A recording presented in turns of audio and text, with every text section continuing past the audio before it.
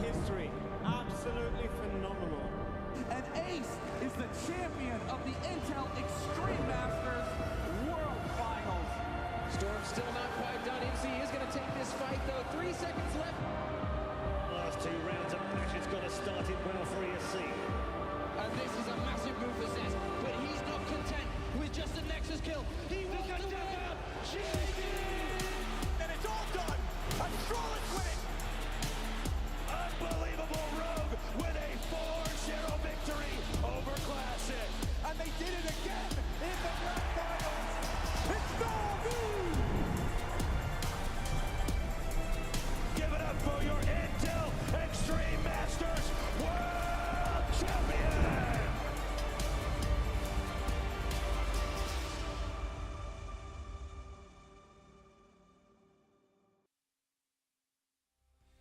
Welcome them to the IEM Chengdu 2024 European qualifiers. Because we already had the Asian qualifier, which was a lot of fun, especially in the final, with an unexpected result given how it was going. But this time, it's Europe. We've had a few changes in the teams, especially with Falcons making it all the way to the Katowice playoffs. But nonetheless, I'll tell you what, Michael, I'm not even going to predict what's going to happen in this qualifier, because I'll tell you, I get it wrong every single time. I never get these predictions right in these online qualifiers.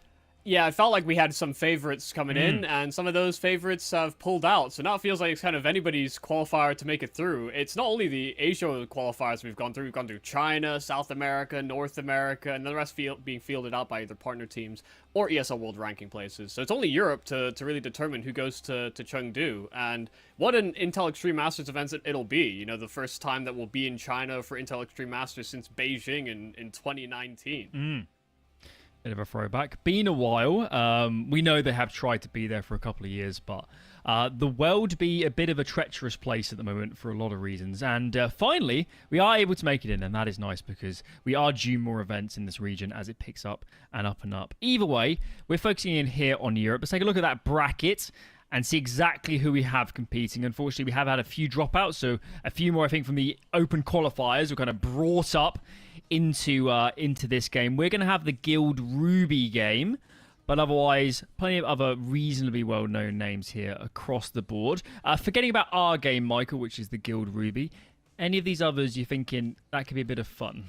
Yeah, I definitely think Bet Boom is kind of an interesting story. You know, the idea that this is a project built around, you know, Nafany and a lot of the other sort of cohorts within the Russian region, and it's kind of a team that feels like it can be sort of on the par of like even like a Cloud9 at the moment, even though Cloud9 aren't really seen as like a title-winning type of team. I think, you know, just in terms of being a relative contender, BetBoom are probably one of those squads for me. And Amcal, I think, as well. You know, I'm a big fan of watching the old Entropic guys kind of get back into the groove of things with a relatively new roster as well.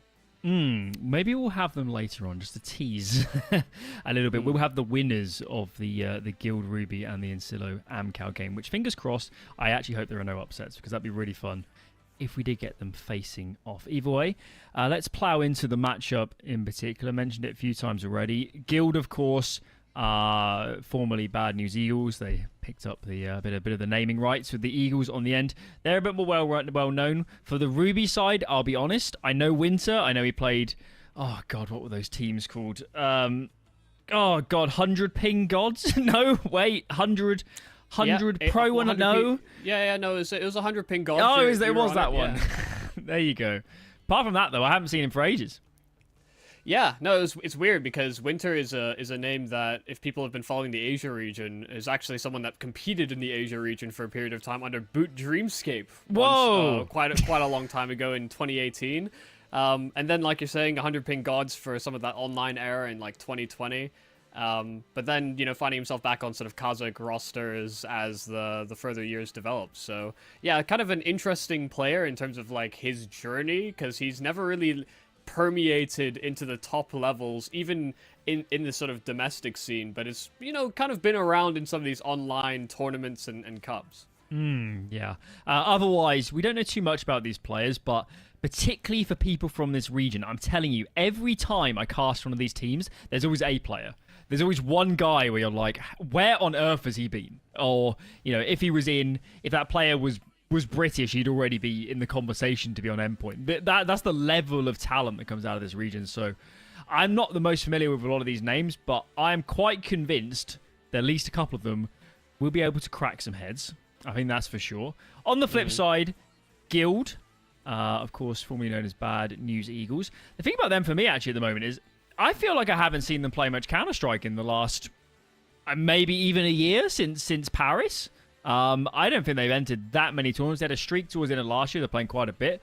But in general, especially in the start of 2024, I just don't feel like I've seen that much of the Guild Eagles. Yeah, it's kind of weird because I think the Bad News Eagles, when they were competing under that name, were very much like a hot prospect, you know, making it into the majors, having these crazy upsets at RMRs and making it to major main stages, which I don't think anybody really saw coming from a region that is so underrepresented. And so when they got acquired by Guild, it almost felt like Guild got into the party a little bit late, you know, because that was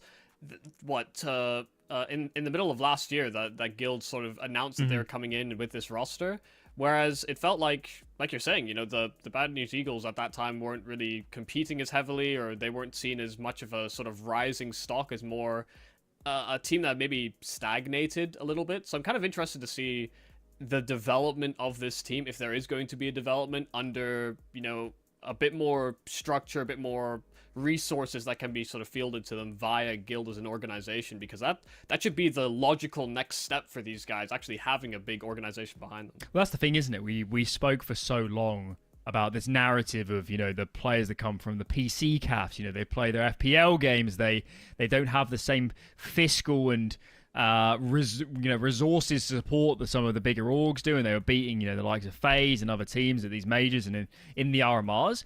Well, the fact of the matter is that Guild isn't some cookie cutter, corner shop org. This is not an org that doesn't have resources and will not be able to give them opportunities. So I want to say there is a little bit of pressure on them to kind of earn their worth now that presumably they have pretty significant backing. And as we're saying, just fundamentally, they haven't played that much. I do think they played reasonably well in the times I have seen them, but I just want to see Guild compete. And obviously, if they can make it all the way into a Chengdu, that could be amazing for them.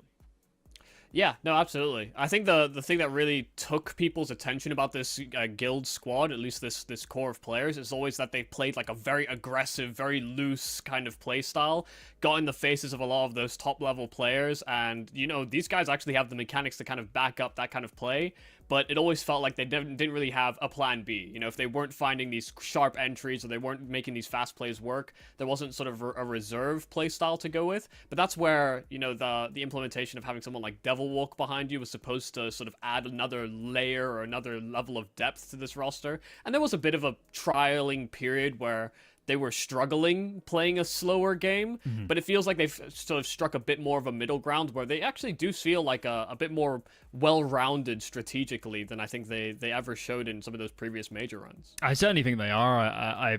But towards the end of last year, particularly I think in some of the CCT Online finals, they really were playing much better Counter-Strike. And as you mentioned, a lot of their success, they're best known for, was largely predicated on individual ability, just raw mechanical skill, and they were just in such phenomenal form when they were playing in the RMRs and the majors. These guys, they're just playing so much Counter-Strike that they could brute force their way in, and it is nice that they've taken a bit more of a strategic approach. We do have the veto. We'll just breeze through it because we're not really sure where Ruby's going to land. Permabans presumably go out the way. Vertigo for Ruby, never been one of favorite map of the Eagles. Anubis has been quite far up for the Eagles, at least in its introduction, and finally Ancient, which has always been a good map for them too. I guess they could have picked Mirage, but maybe in a matchup like this, go for a map that's a bit more left field, a little bit harder maybe for what might be a less practiced team to play. Could be the angle. Yeah, I thought it was a little curious that Ruby were even going with the Vertigo, because I think this is a team that doesn't have a lot of data on them, but from what data we do have is that they played Amcol in the open qualifiers in the round of best of ones, and they did not have a very good time on their T side on Vertigo. So maybe taking some lessons away. This is a team that, I mean, ideally just want to get some additional reps in. It's a relatively, I think, new project, or it might even just be sort of a calamity of players that are all comfortable enough playing with one another. Who's to say what their motives are, but they find themselves in with a second lease on life. They didn't make it through those open qualifiers initially, but were brought up as a result of some of those teams dropping out. Is the IEM Chengdu European Close Qualifier, starting off with Guild Eagles versus Ruby. At least they've stopped. Oh god, on some events on the graphics they have GNE. It's actually the worst. It's so hard to keep up with. But as mentioned, we are underway. Let's be realistic. Ruby is up against it. This is a fully fledged professional team that's played in majors. So we're just seeing what they can provide. And certainly, if they want a chance in this sort of series, we need pistol wins. And here would be a very nice start. Frags, a couple going their way for now. Even numbers as Regon completely stuck behind default. Thank God the cavalry is here. And they bailed him out a little bit. Clean pistol in the end for Guild. I mean, the execute actually looked pretty decent there from Ruby. I think one missed Molotov by Winter that was supposed to go over to Heaven on, or jump up over on that B-bomb site that got missed. But aside from that, scaling looked okay at the start, but Rigon stayed alive for so long on the site that by the time that they're able to sort of reload and reset, there's just too many Guild players there to deal with. So, yeah, nice pistol. Guild not letting that sort of fall away from them, even though the execute was planned out by their opposition. And because there's no bomb plant, we get a full eco. But the Zeus is out, a weapon that received a bit of a change. It recharges now as well, so if he got a zap there, it could have been a chance, but Synopsy's just running in with dualies. Oh, that was perfect. This is everything I ever wanted out of Okolok Crown. Synopsy's enjoying himself. Does go down in the end. 2 players dead. I mean, granted, he didn't invest a great deal. But all damage is good damage. MP9 scooped. Smoke as well. If they could get a plan out of this, it's been a very rewarding round for Ruby. Yeah, even if you get more damage or more kills on this SMG, can certainly help bolster your buy in the following round. You can see Guild are giving it a lot of respect. They're having to play their defense very thin just because of the fact they've lost those players, and Ruby can sort of group themselves up to try and get some space one side of the map. But going B is I think the worst of the two calls, just because you have that quick response from Juan Flatro, even if Rigon meets some difficulties.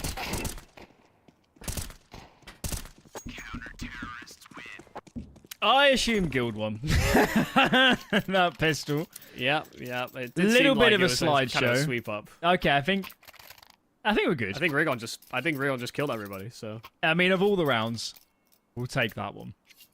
That wasn't too bad. Now it matters. Now on the guns. And let's see how this goes down. I mean, it's Ruby's pick. Someone like Winter has certainly played it enough, top 100 level Counter-Strike, that he's going to know some decent rounds, some decent defaults, some good openings. So I'm intrigued to see what they're going to produce for us.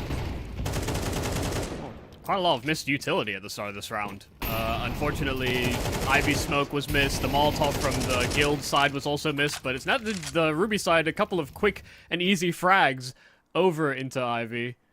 So it's only really Synopsy that can act as that stopping power over on ramp, and after that smoke fades, he realizes it's oddly clear and quiet. Ruby not actually scaling with those two kills, instead resetting over to B.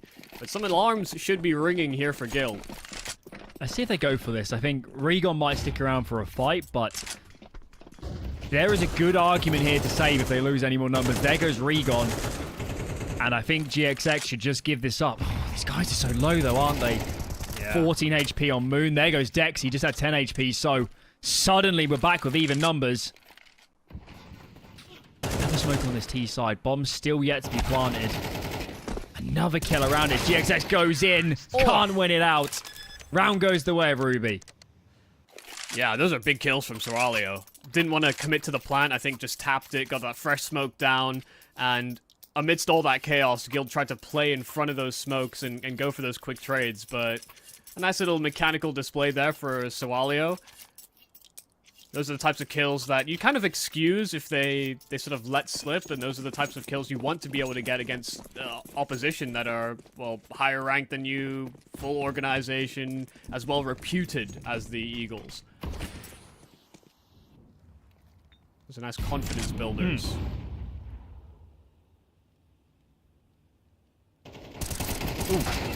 Ooh, they're all lining up. Pair of headshots for Regon. That's not too bad. Especially on a round like this where the buy is a little bit haphazard. Couple deagles. Barely any util left. GXX snoops another. That's over towards A by the sandbag. Suddenly, they're winning a really great round, Ruby. Putting themselves in a good economic position. This would not be a good follow-up. Didn't you see this foot? Synopsy gets another. It's just Winter. Free to find. And doesn't get past the first. That is... It's disappointing, honestly, because the buy wasn't good for Guild, and that was Ruby's chance to break the money. Yeah, they both came in with pretty scrappy buys, all things considered, but, you know, only, what, like 2-3 rifles on that CT side, none of them really pristine. It's really Rigon that catalyzes the entire reaction there for the Guild side, getting those 2 kills. You know, it kind of leads Synopsy to be able to get another, even though his foot was spotted. It's, yeah, it is a bit of a shame there for Ruby, as they now have to bow out with just pistols coming into this round, and this is what Guild are more than comfortable to do. Reading your economy and pushing it to the limit. It's full-on limit testing here by Synopsy. They managed to get a couple kills out of their last round like this, so maybe they can do that again. Synopsy is, let's say, playing reckless, to put it mildly. That's another It was like death. being trapped between a rock and a hard place, but it was like cardboard and paper, but it still hurt. Death by paper cuts. In the end. For those joining us, This is the first game of the qualifiers. You can see at the top of your screen, the opening round, we like to call it. Yes. That's the traditional word for it. But nothing strikes on tradition like Juan Flatro. Rigon as well, sweeping up the kill just as he rotates into the action at A, but it's all cleaned up by the time he'll get there. GXX just fighting in at ramp. So Guild not backing down against those pistols, even though they took a lot of casualties that first time over. A lot cleaner this time. Red ground. There on ramp. Okay, we're back on the buy. A good investment from Ruby. Last time, what did we have on that full gunner? It was an A default, wasn't it? A few estranged nades, let's say. It may be a little bit different this time. 3 towards A at the start. Fairly standard util, looks like on the T side. They're just going to sit back to the bottom of ramp. Synopsy is playing a dangerous game. Flatcher has been naded up and then some. Still, though, Synopsy finds a frag. I didn't really know how he got an angle around that smoke. Perhaps they broke it with a nade at just the right time. He goes down in the end. And Flatcher is low as well. This is a very scrappy style of Counter-Strike so far from Guild. This is where your protocols are really going to have to be tested here on Ruby if you decide to continue progressing up ramp. Will they check all of their close angles? Will they Molotov, or will they nade into the sandbags at the very least, just barring the fact they don't have a Molotov? But they slow.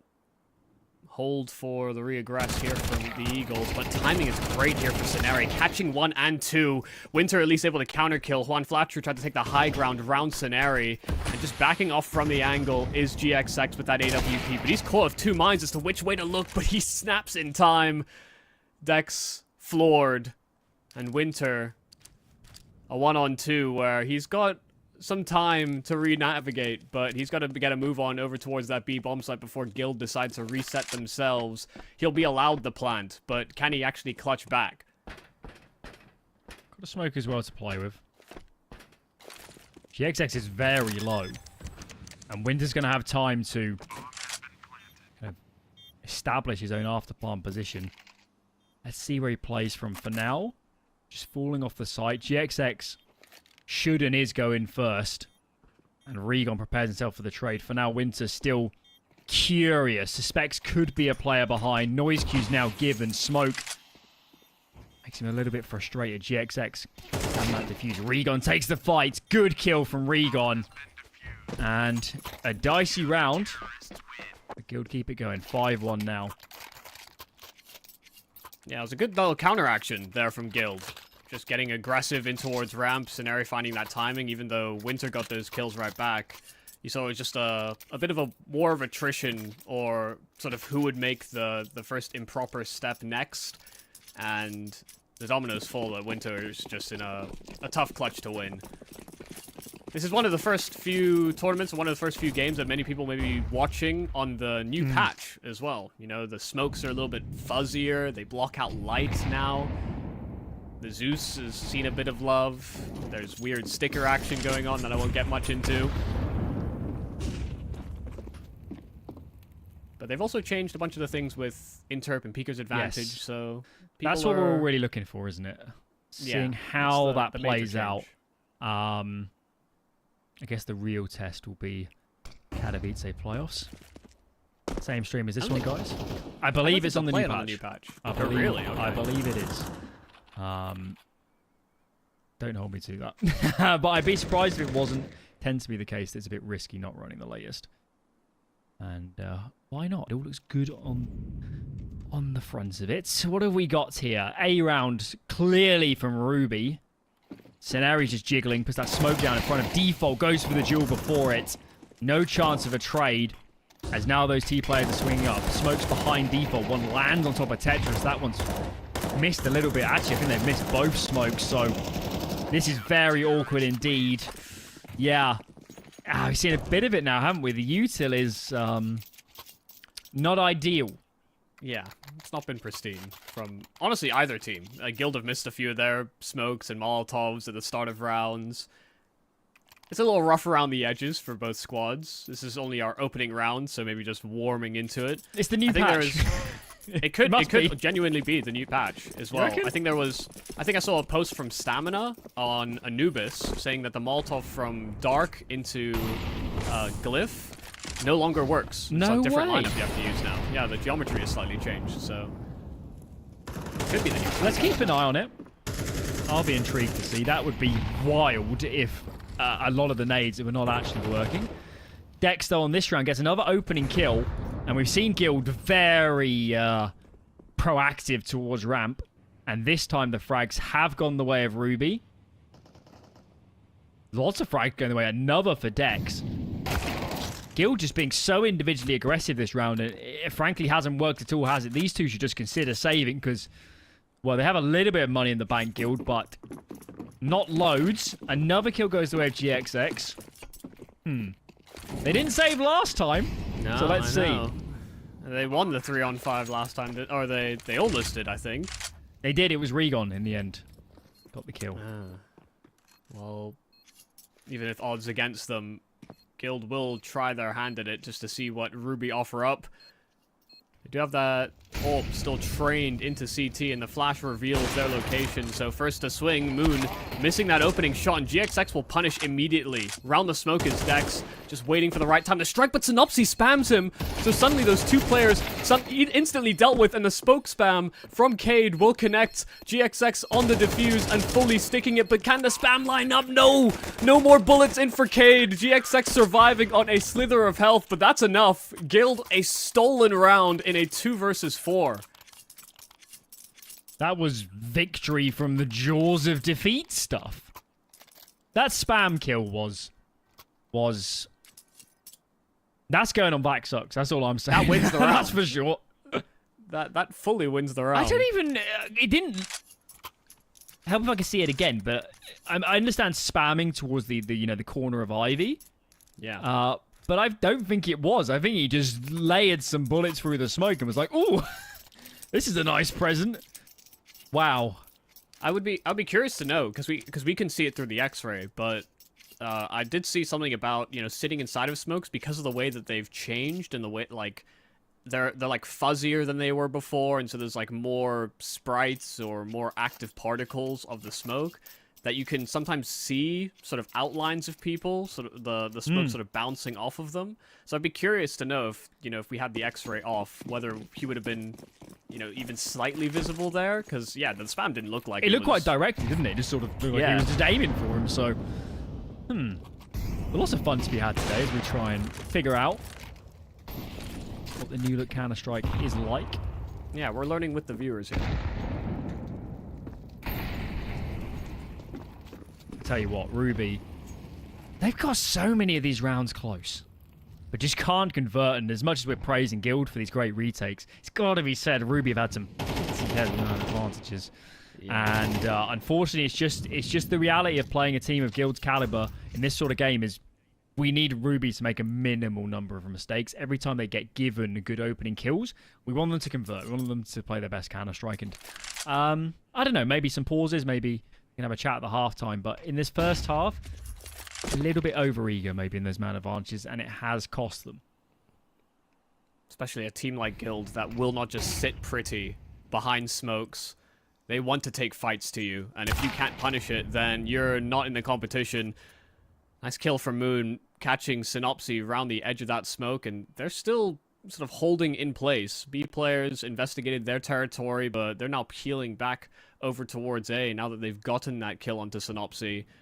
But this setup could catch them off guard. A Molotov almost certainly going to greet them. No, a flash. And they're going to try and check it just by throwing that flash in. Scenario is the bait, but now the follow-up. It's a little dangerous. One flat through. I don't know that they are fully aware of his location. No, they seem blissfully unaware that he could be here. That smoke, they thought Scenario dropped it just before he died, and so Juan Flatro is teed up for 4 frags. He feasts on Ruby's demise. It's another round for Guild, and it's a precarious setup that gets them there. That was brutal. Absolutely brutal. It was the perfect call. Perfect bait. It was. Doesn't get much better than that.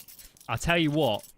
I'm seeing a lot of smokes missing now, and those ones I thought earlier on maybe it was, we're just getting a little bit hectic and people are just throwing nades, on the fly. Those were lineups, I'm sure of it, in that round, and those smokes are missing. So, Yeah, some of the this geometry... would get very interesting. does feel a little off. These are little shadow updates, because I don't think many of these were included in the patch notes. So I didn't get a chance to play on this patch. I do have a friend that did. He told me a little bit, but now there's these smokes. They look a bit funky now. They're kind of alive. They're breathing. Yeah. They're fluffier than they were before. Yes. Like cotton candy. Whoa. Okay, we're back. We're good. Yep. It's all Nothing good. happened. Just a half buy. And Guild got a good spread here. 2-1-2. 2 committed to the B-bomb side. That's Regon and Synopsy. Scenari's nearby. Regon's got a flash ready to go for his teammates as well. And here comes that split. That's always the way the Scenari. Good kills. Really good kills. It's all just Regon. 3 players around him. He's absolutely pinned here at quad. And only gets 1 out of it. Moon collects GXX as well on the rotate. This round has gone from good to better to better. Great round from Ruby on a lesser buy. That's a way to lift the confidence a little bit. Yeah, just a half buy, a nice little B split, got that Molotov deep CT, and I think it was Scenario that was holding that window wrap in from middle that kind of gets overwhelmed, but also singed by the Molotov, so I think it was a little unsure about whether he should be staying in his position or whether or not to try and move his spot, and sort of gets caught in transition, and then, yeah, you're right, Rigon's just caught in an awkward spot where he has to fight every angle from the back of quad. So just a nice little burst. It wasn't a quick-paced round out of Ruby, but Guild this time were playing back, I think, expecting those pistols, and they still get overwhelmed. They even had 3 on B for a potential play like that, but just couldn't find their kills.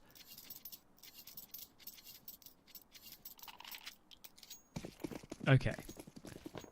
Well, we hope Ruby can capitalize upon this. That was a bit of a foot back in the door, perhaps. But we need more. We need more out of this half. And a lot of close after plants, man-up situations. We need a little bit more decks. Another opening kill. He's had a few of those.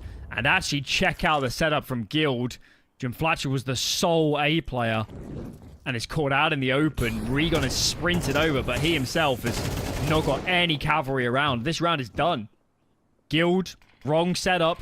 Players caught off on their own, and they've surely got to save this time. Yeah, I was a little curious. Guild started, I think, 3B, and smoked off the entrance to B, and they just wanted to sort of get that setup underway before they reset. But I'm almost surprised that they smoked it. On these types of guns, the way that Guild typically play, I thought they want to force a fight, but yeah, instead in a little bit of an awkward spot. Shadow giving away Scenari here on his bridge attempt, and so Soalio will punish. But Synopsy could retrieve this weapon. Very low HP. Winter's there to back him up. And GXX's AWP is also hunting. The MP9s I could maybe justify, but the AWP, you're not going to have a chance to get anywhere near that kind of weaponry in this following round. So that round from Ruby, the cleanest we've seen from them so far, but also worth its weight in 2. This has gone from what would have been a decent force-up buy to a second round buy after losing pistol. Well, a great chance of 4 if you're Ruby. You can't complain. And at least we're getting some wiggle room now going to the second half. I'd still like to see 4. But as you mentioned, they have given themselves a great opportunity. Again, another lean from Guild. This time, I guess, with the investment, it makes more sense. Synopsy slipped down ladder. But now, though, it's just Regon on B. GXX is nearby. Synopsy gets 1 on the flank. So now we're very much funneled into this B-bomb site. Maybe there's some util here to stall for Guild. That'd be great. And now this flank's coming further. Synopsy scooped an AK. More frags traded. And this is not going well for the T side. Every second that passes, Synopsy gets closer. Nade does the job. It's going to be 9 for Guild. And on the force buy nonetheless as we go into the second half.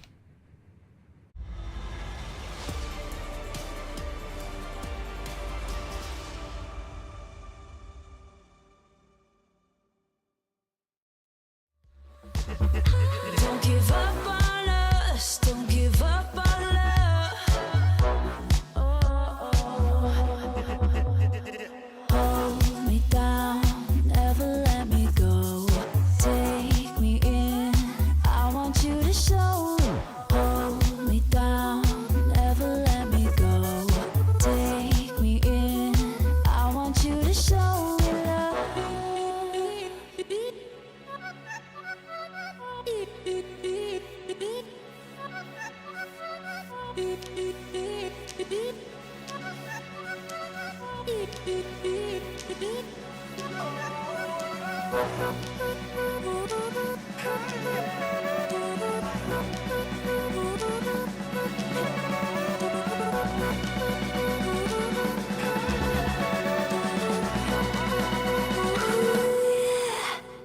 give up on us, don't give up on us, don't give up on us.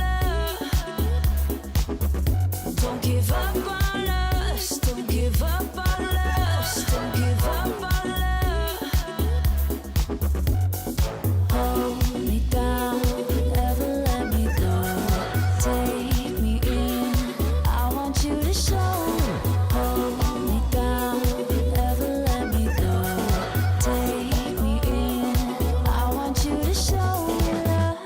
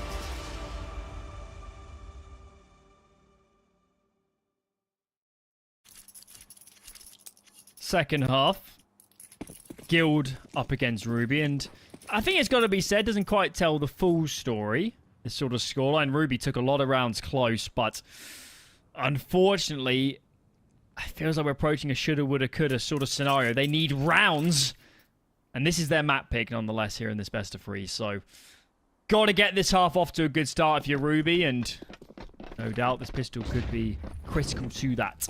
Yeah, quite a few man advantage given up, so they have to try and convert here. First on the scaling is Juan Flatcher. Rigon's already found the kill into Swalio at the back of the bomb site, and Winter's caught between too many angles. Dex, though, taking his USP silencer off and still trying to pop some heads. This was the man that was opening up so many rounds and so many opportunities. Could strike right back, but Rigon finally flooring him. And now just leaving Cade inside of that window. No kit, no friends. A one pistol here for Guild on Ruby's map pick in the series. That could spell trouble. That does spell trouble. This is not good for Ruby. Oh, no. Well, we know they're a little bit outclassed in this matchup. That is fair to say, but we did want to, you know, a compelling competitive game. We want to see them get in the action and show us what they're made of. Yeah. We did also see some Mr. Util in that first half, so we don't want that to be a trend in the series. Nice little double nade mid, though. GXX taken to very low HP. In fact, 1 is what he'll remain with after his fight with Cade. But still alive. Dex continuing to find opening kills. But is that enough leverage? Do they need something more? Because they've got nobody currently playing B, and right now Juan Flatcher is walking into what is a very vacant site for the taking. Ooh, a good way to start it. Yeah. Just had no idea a player could be in behind. GXX has 1 HP. So, close as can be to a 2-on-4 afterplant for the Guild Eagles. GXX can hang around in mid. I like this. Let his teammates take the first duel so he can try and flank. Here we go. Players rushing in. Rigon down. John Flatro peppered up. And this is looking very good. 10-second hold. But such little HP for GXX. Position given away. And he can't stop the defuse. Perfect stuff. Ruby get the reset. Very nice. Weirdly, the fact that they had nobody B and the guild were simply walking in actually kind of gets Synopsy killed. You know, he's thinking, oh, it must be some kind of an A stack. They might be playing defensive on the bomb site itself, waiting for us to go for some kind of an A execute. And so when he walks back and gets caught shot from behind, yeah, I mean, you can't really expect GXX to do much with his health. So his lurk was always going to be super late. And those two players on guild that were defending the bomb just simply couldn't find the kills quick enough or slowed down the approach on that retake from Ruby. So yeah, a chance. A light at the end of the tunnel perhaps here for Ruby, but there have been many rounds where they found advantages that they've let slip. We know Guild like to take fights. They're damn good at punishing you on fights if you don't hit the instant headshot. And against this kind of a buy, you want to make sure you're dotting all your I's. Because Ruby should be coming in with no real pressures. You know, they didn't make it through the open qualifiers traditionally, and yet they get a second swing at it, and they have to take a swing at what is probably our favorite for this qualifier. Guild are probably one of the most reputed teams in terms of how consistently they've made the majors out of anybody in this close qualifier. So this will be a good first impression for people looking at this squad of players where there's very little information about a lot of them in terms of their journey. You know, some of them have darted around in individual teams throughout their, albeit limited careers. Outside of Winter, there's no one really with rapport. So a couple map wins against the Guild Eagles could be a great way to start, but you got to fight back against what is a very star-studded roster. GXX already opening things up onto the counter-AWPer in Moon.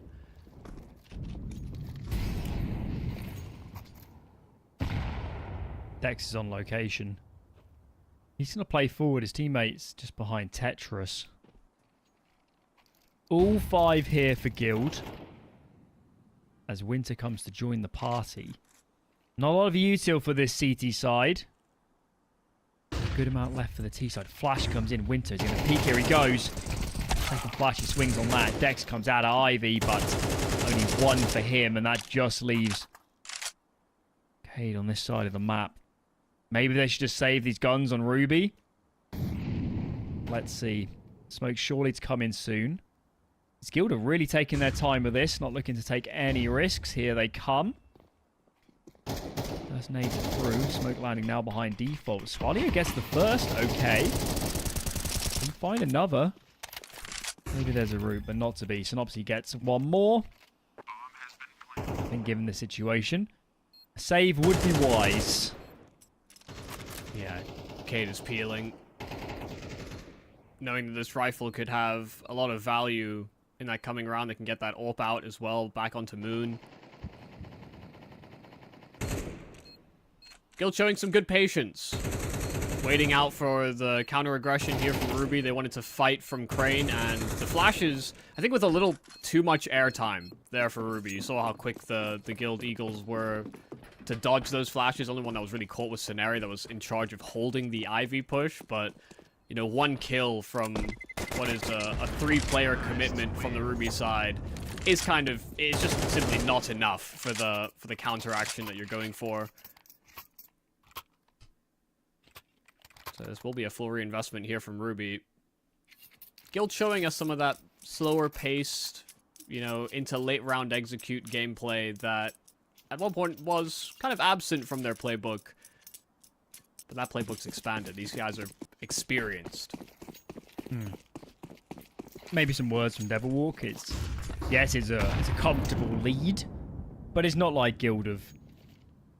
They know themselves. They've been a bit lackadaisical, let's say, at a few points in this game. So maybe just sharpen up a little bit. Players getting aggressive here on B as Regon really wants a fight. Counter smoke is in, but GXX plucks that first player. Winter up next, goes wide. He gets traded. There is another player on side. That's Dex. And for now, retains his team a man advantage. It's going to get pushed around a little bit by GXX, but for now, sitting pretty. It could do with some backup. Oh, it's a great kill there from Dex. Taking a little headshot angle. GXX trying to swap out to that AK for this clutch. A 1-on-3 where there's reinforcements on this B bomb site. And the flash going to deter GXX from getting much room. Moon taking the angle with his AWP. And so this is looking like the first of what could be another round here on this CT side here for Ruby. They had a little bit of a resurgence. They got away with a round themselves on a low buy. But now against guns, kind of trouncing what Guild have brought to the table. Moon, though, offering up his head, and GXX caught on the jump. Dex has continued to perform. He's been the one real constant here for Ruby. He's been great. And I said it before, there's always new names in this scene. Always, always. And Dex and Swadio have put on a good showing so far. And it's going to be another eco from Guild. So the scoreline is becoming ever more compelling as we go along. Yeah. You know, I didn't notice We're forced until... into it as well. Oh, wow, yeah. Didn't actually notice until we got into the game because we didn't have a Ruby logo before we jumped in. It looks very, you know, looks kind of like the Red Reserve logo a bit, doesn't it? For copyright Swedish reasons, roster. I'm not going to comment. You know, similarly inspired, ours reversed. But so could this L. Maybe Ruby can recover this. Nice little lineup there for Moon, but even with the collateral, couldn't finish off on the damage. Juan Flatcher escaping with 3 HP, and immediately tucking tail and evacuating middle. Rigon negotiating for the weapon, as Juan has very little to bargain with. See if he can negotiate a frag out from ramp. Cade was the one man left in charge of the A bomb site, but even he's peeled away for a more defensible angle. The smoke does still hit, guys. You Yeah. have confirmed. I did some sleuthing in the halftime as well. It was Ruby just missing smokes, not... They had us. They Geometry had me fooled changing. though. I was thinking this could be a game changer, but I was trying to play devil's advocate the whole time. much fun. Either way, bomb is getting planted. There's the spam. I don't think this bomb is going down. Rigon just forcing one-on-ones here is going to be the biggest challenge. I like how the CDs are playing this. Didn't come to them. Gets one, but was never getting more out of that. And a 7th falls their way. Don't forget, Guild forced into that round. So they'll have to swallow their pride and take another eco. This game has gone from what should have been an absolute done deal to maybe Guild need to take some pauses and just have a bit of a breather. Yeah, came out of the half 9-3 in favor of Guild. They win pistol, so 10-3. And now Ruby, you know, exchanging one round out of the past 5.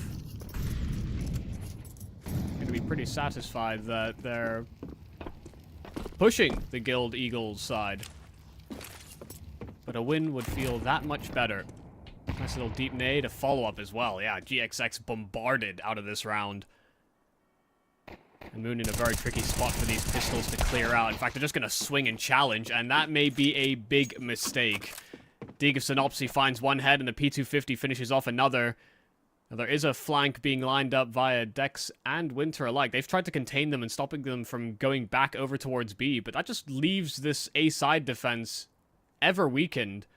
The thing is, Synopsy is taking an interesting route that could circumvent this. Winter very loud on his retreat. So Synopsy could find a plant, maybe even a kill in the back of Winter here, where he thinks B is no longer a possibility. This round is so weird. The game state is awkward. And look at how Swalio has to keep his head on a swivel, but that's an important kill. That could have changed everything. Still, though, we're going to get a plan out of this. Fortunately, no rifles nearby for Synopsy, so this would need to be a masterclass and then some. First gone. 2 to go. Surely not. Play out on the flank. Almost has an angle. Flank is there, but for a second. He had me believing. Yeah, if Dex is even a second delayed on that flank, it looked like Synopsy was about to take up that angle and get ready to fight, because that player in spawn was playing very safe, very scared, not sort of swinging out for a potential trade. So Synopsy was piecing it together, but just a second too late. Ruby's biting at their heels. And, you know, this is a team with very little track record, not the same level of exposure or rapport. And Guild are having some difficulties. Listen, Ruby made some mistakes in that first half. They had 2 after plant scenarios. I think it was a 5-on-3 and a 3v2. Both of them, plenty of time to establish positioning. They had really big advantages, and they lost those rounds. So, you know, this doesn't excuse that, but there's been a lot of compelling Counter-Strike in this game from a team that very few people would say were of the caliber to take it to Guild. And as this gets closer and closer, as the pause you've just seen shows, Guild have got to take this seriously. You can't mess about in these qualifiers. You need to, you know, win these games, get through in that upper bracket. You never want to be in that lower bracket. And I think it says a lot that they're now having to take stock and really take notice, because they can't fall at this hurdle. Yeah, even at the broader scope of things, you know, it's not just Chengdu. The RMRs are very close, and Guild are one of those invited teams in. You know, you don't want to have these bumps occur in the tournaments to come as well.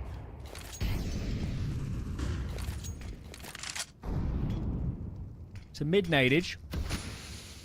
We're not actually through. Dex is in front of this util, so he can tell his teammates, I am seeing not a whole lot just yet.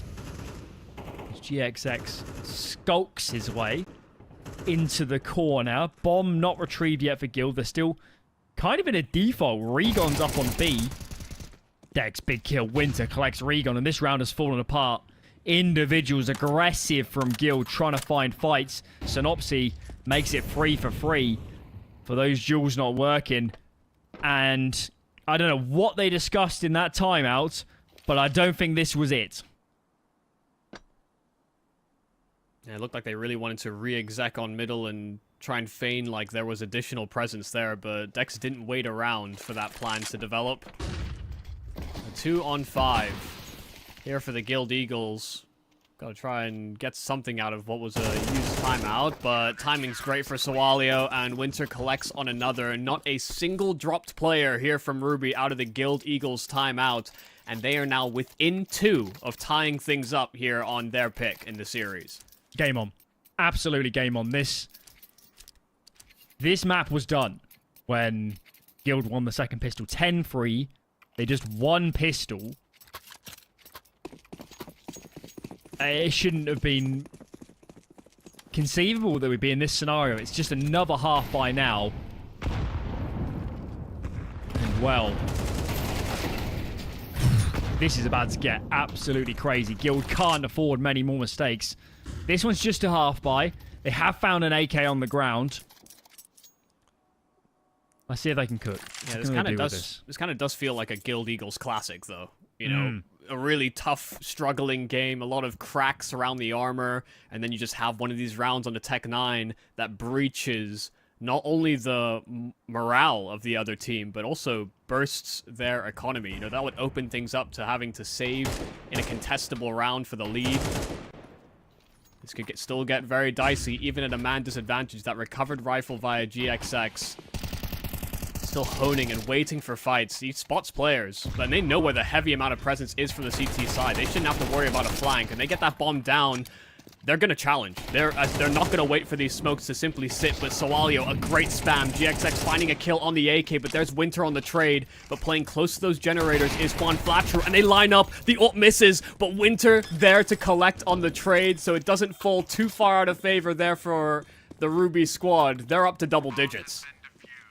This is getting spicy now. I'm enjoying this. I really thought it would be a, 13-7, 13-4. Ruby bit outclassed, have some good rounds, and we move on. But no. Yeah. No, it was that in the first half, but this has been a completely different showing. These are the most dominant rounds of the map coming out of Ruby. Guild were not winning cleanly at the start of this game, for those that missed it. And suddenly, Dex, Swalio looking like the best players on the server at the moment. Guild within 1 of letting that huge lead fully slip. And pressure on now to make good calls, good decisions. They need to play some of their better Counter-Strike, or they really could go a map down here. Oh, that's a great first kill there for Juan Flatcher. Cade trying to swing with that flash, then Moon at least finding the kill right back. So it's a man advantage for Guild, but it's only for a few seconds. MVP of Moon will move back, and Sawalio aggressive down B ramp. Rigon's completely unaware of that possibility. Ruby in with an advantage now. And they're getting punished. Not anticipating some of these counterplays out from Ruby. It almost feels like Ruby are aggressing just as much as the Guild Eagles were on their CT side. So a little taste of the Guild medicine issued right back, prescribed by Ruby. Another great kill here for Moon, and they're sent packing away from this A play. Only mid is the territory that hasn't been contested so far, and Synopsy seems to have found a good timing. Sawalio is completely unaware of this possibility, and Synopsy now realizes exactly what he has. Two players lined up, Moon unsuspecting, but Winter jumped out of his crosshair and right into a trade. That was the only way this round went topsy-turvy for Ruby. It's Scenario with 15 seconds, and sure, he's got bomb on back, but he's still got a battle against Sawalio, who's playing a very safe angle on the cross. Sawalio won't even let him get those digits punched in. They're tied. From 10 to 3, we find ourselves all tied up at 11 a pop. Having just lost the pistol as well. My god, that second round has turned this game. Guild now fighting just to deny map point.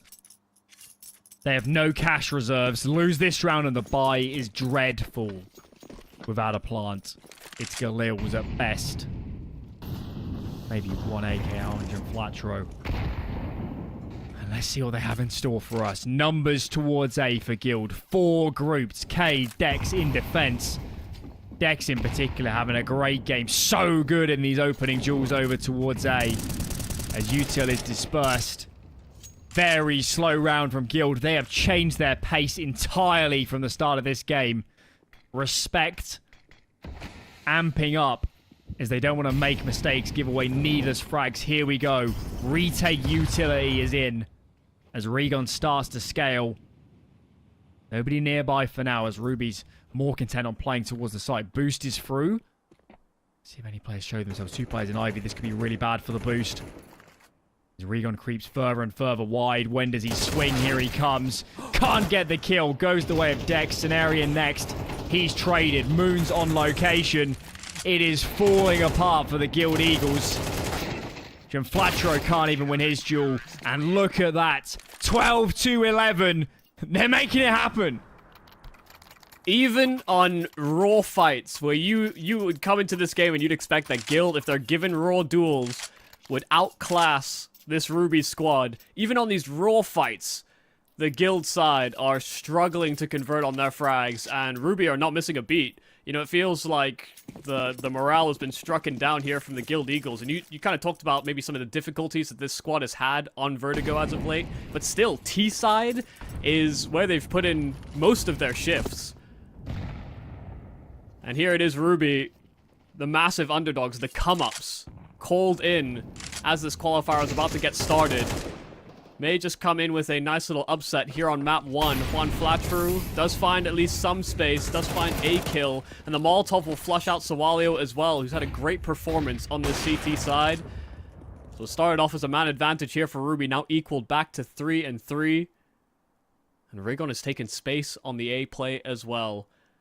It was all teed up. It seemed like Ruby might have done enough. But here they find themselves at the finish line, and Guild have an ace up their sleeve. Regon has to stay alive. Bomb is not planted yet. Dex Cade on location. And when he spring his trap, there he goes. Cade is out. 2 left to find. As Guild seeks overtime. Swing is through. Dex taken low. Can't even get near the bomb site, let alone mount a defuse for the moment. Dex does kill Regon. But back to even. Player wide. Moon misses. And just 14 HP. Destined for overtime. And do you feel relieved if you've got it here if you're Guild? I'm not sure you do. This should have been over. You're grateful. relieved is, you know, when they finish the map and they've somehow still won it. There can be some relief, maybe. You might get some grief from Devil Walk. But they are grateful that this has been pulled together, that Rigon took that space and had that sort of stopping power to slow them on that retake. If not for that, then Ruby could have taken this one at the final moments. Overtime we go, and already off to a poor start for the Eagles. 2 men down. Rigon spammed through smoke, but Juan Flatru trying to challenge early gets caught as well. So they might have sighed for a moment. But they've got to really test their mettle still. This Ruby team are not going to go out without a fight. No, sir. Feels like it's been ages since Guild have had some clean entry kills. Just not getting into good situations, not getting the fights on their terms, clearly. And these Ruby guys, it's the same with all the teams out of this region. Individually, mechanically, they're not messing around, these guys. You would not want to play these dudes in your pugs. You would have a sore backside after that game. And Ruby starting off this overtime perfectly. Not even a player dead yet. What more do you want? It's not like we're not getting oranges. We're not getting these fights. Guild are missing out on some of these opportunities that you typically attribute them to converts.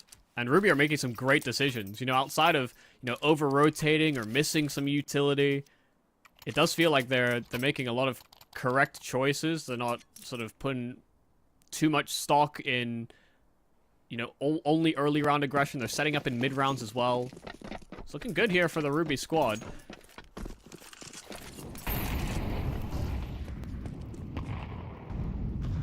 It's all good.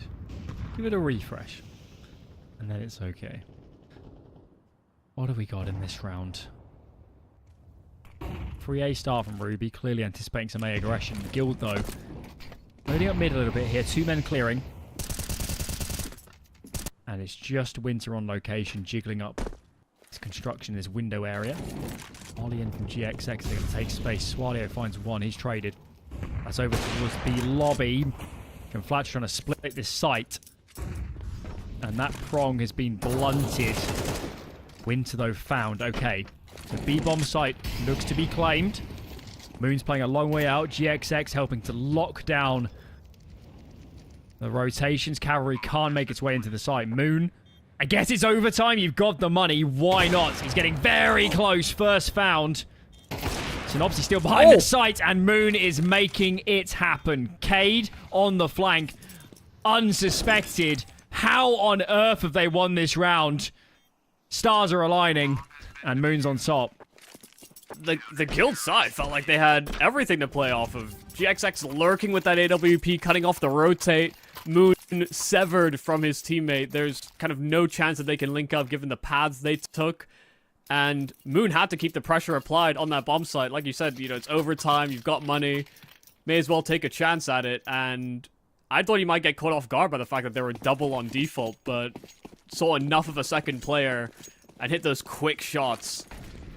Didn't have the most stellar opening to this game, but has certainly found form on CT with that AWP.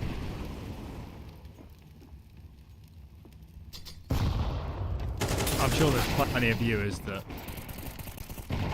are having their withdrawal symptoms. Katowice, we're on the break days. The Spodek starts tomorrow. Where am I going to get my Counter-Strike fix?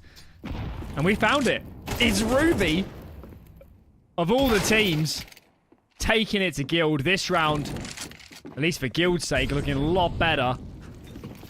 But even so, they've already found two on the defense here, Ruby. And again, there's no question of whether they're going to try for this round. Of course they are. Stick around for the jewels. They're both here. Winter opens up first. And Guild, what are they going to do? Pump the brakes? Bomb carrier's backed off for now. Scenari's still playing wide. Winter's peeled off, suspecting that it could be the B-bomb site as Regon makes some noise. And for now, it's just Swalio here. Scenario really needs to win this duel. Trades his teammate. Are they going to end on this site? They're really starting to hesitate. They think a play could be in towards Ivy, but it's just Winter, and for now, content to sit back and bide his time. Yeah, Ruby weren't totally convinced that this was going to be a finish on the A play. Last time they over-rotated. So Winter finally revealing himself, but around that smoke ends up empty-handed. Guild will get one on their T side, but this started off as a very dominant-looking game here for that Guild side, only for it to end up in overtime. And now they sit trailing, now moving back into their CT effort, where, yeah, they put in a pretty good shift. You know, all things considered, a 9-3 half is nothing to scoff at, but it was not without its issues. They fought back in a couple man-down situations. Hell, I think 2 versus 5, or 2 versus 4, 3 versus 5. And it felt like Ruby didn't have these protocols in place for when they were in these man advantage situations defending post plants.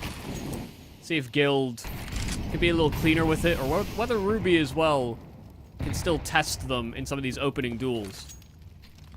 I'm keeping my eye on these early ramp engagements because I really believe Ruby has won the majority in this game so far. I think you're right. I think Guild have been saving themselves with some of their late round plays. Early round, I like what I'm seeing from Ruby. They're applying pressure. They're playing to win, which is critical in a game like this. And this round doesn't appear any different. Already scaled the whole way up. 5 players here on ramp. Smoke's ready to go. Hopefully this time a little bit more on point. Guild, though, do have numbers. 2 in front of the smokes. Synopsy readying some nades as well. GXX is nearby. Flash is good. These two choose to fight. Moon caught out in the open. Lots of engagements. And actually, we find ourselves back in a 2-on-2. Guild just throwing numbers into the fray. They didn't want to let Ruby get up and near this bomb site, but they've opened the door. They've opened a window. Another smoke left. Let's get cooking. What can they find in this round? These players are healthy, though, here on Guild, and not a lot of util here for Ruby to flush them out of position. Fighting from spawn, Rigon showing his hand, but they're actually both located around that area. GXX making use of the fact his teammates thrown a Molotov to catch Sawalio, blissfully unaware. And with 10 seconds left, that bomb has to be planted, and K just simply does not have the time. He's going to try and force the fight instead. Headshot angle, GXX still hitting the quick flick. And so we tie ourselves up.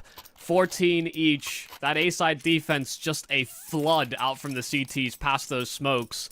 Ruby weren't ready for the sheer numbers and the aggression. I was so close to choosing the Bet Boom Namiga game as our match, and I'm so glad we didn't. This is great fun.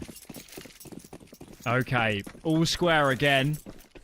We're back in MR15, guys. First to 16 here. The good old days. Nostalgia. Kicking us through. Let's see what Guild have for us. It's a default spread at the moment. As Rigon gets aggressive on the flashbang from his teammate Swallow. You can see there on the kill feed clearly non-effective flash on him. And a big opening kill if you're Ruby. Let's see if they can convert.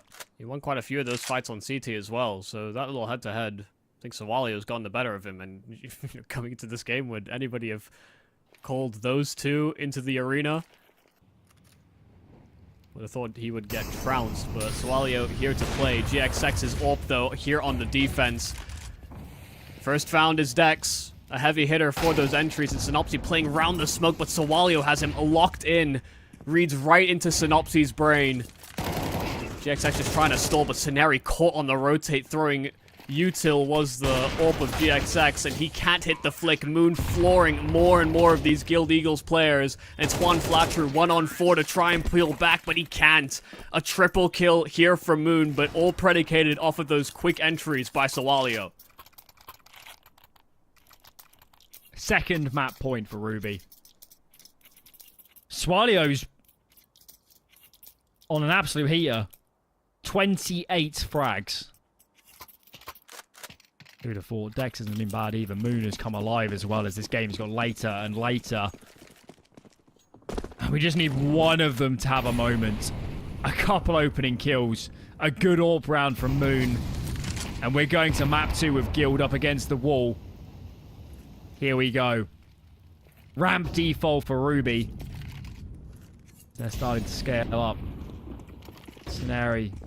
Oh, the point man here, 2 of his teammates. Dex is just going to swing, so aggressive. Way ahead of his teammates. Smoke is up on Tetris. I'm not sure that was the plan. GXX finds another. This is looking a bit haphazard. And all their util is expended. They kind of need to go here. Bomb isn't scaled beyond sandbags at the moment. Jim Flatro could be caught off guard at that player out in front of Ivy. Smoke now makes it look better. And with all of Guild on location, I'm not sure how this bomb reaches the bomb site. Oh my goodness, Juan Flatcher just walking through the short smoke as well.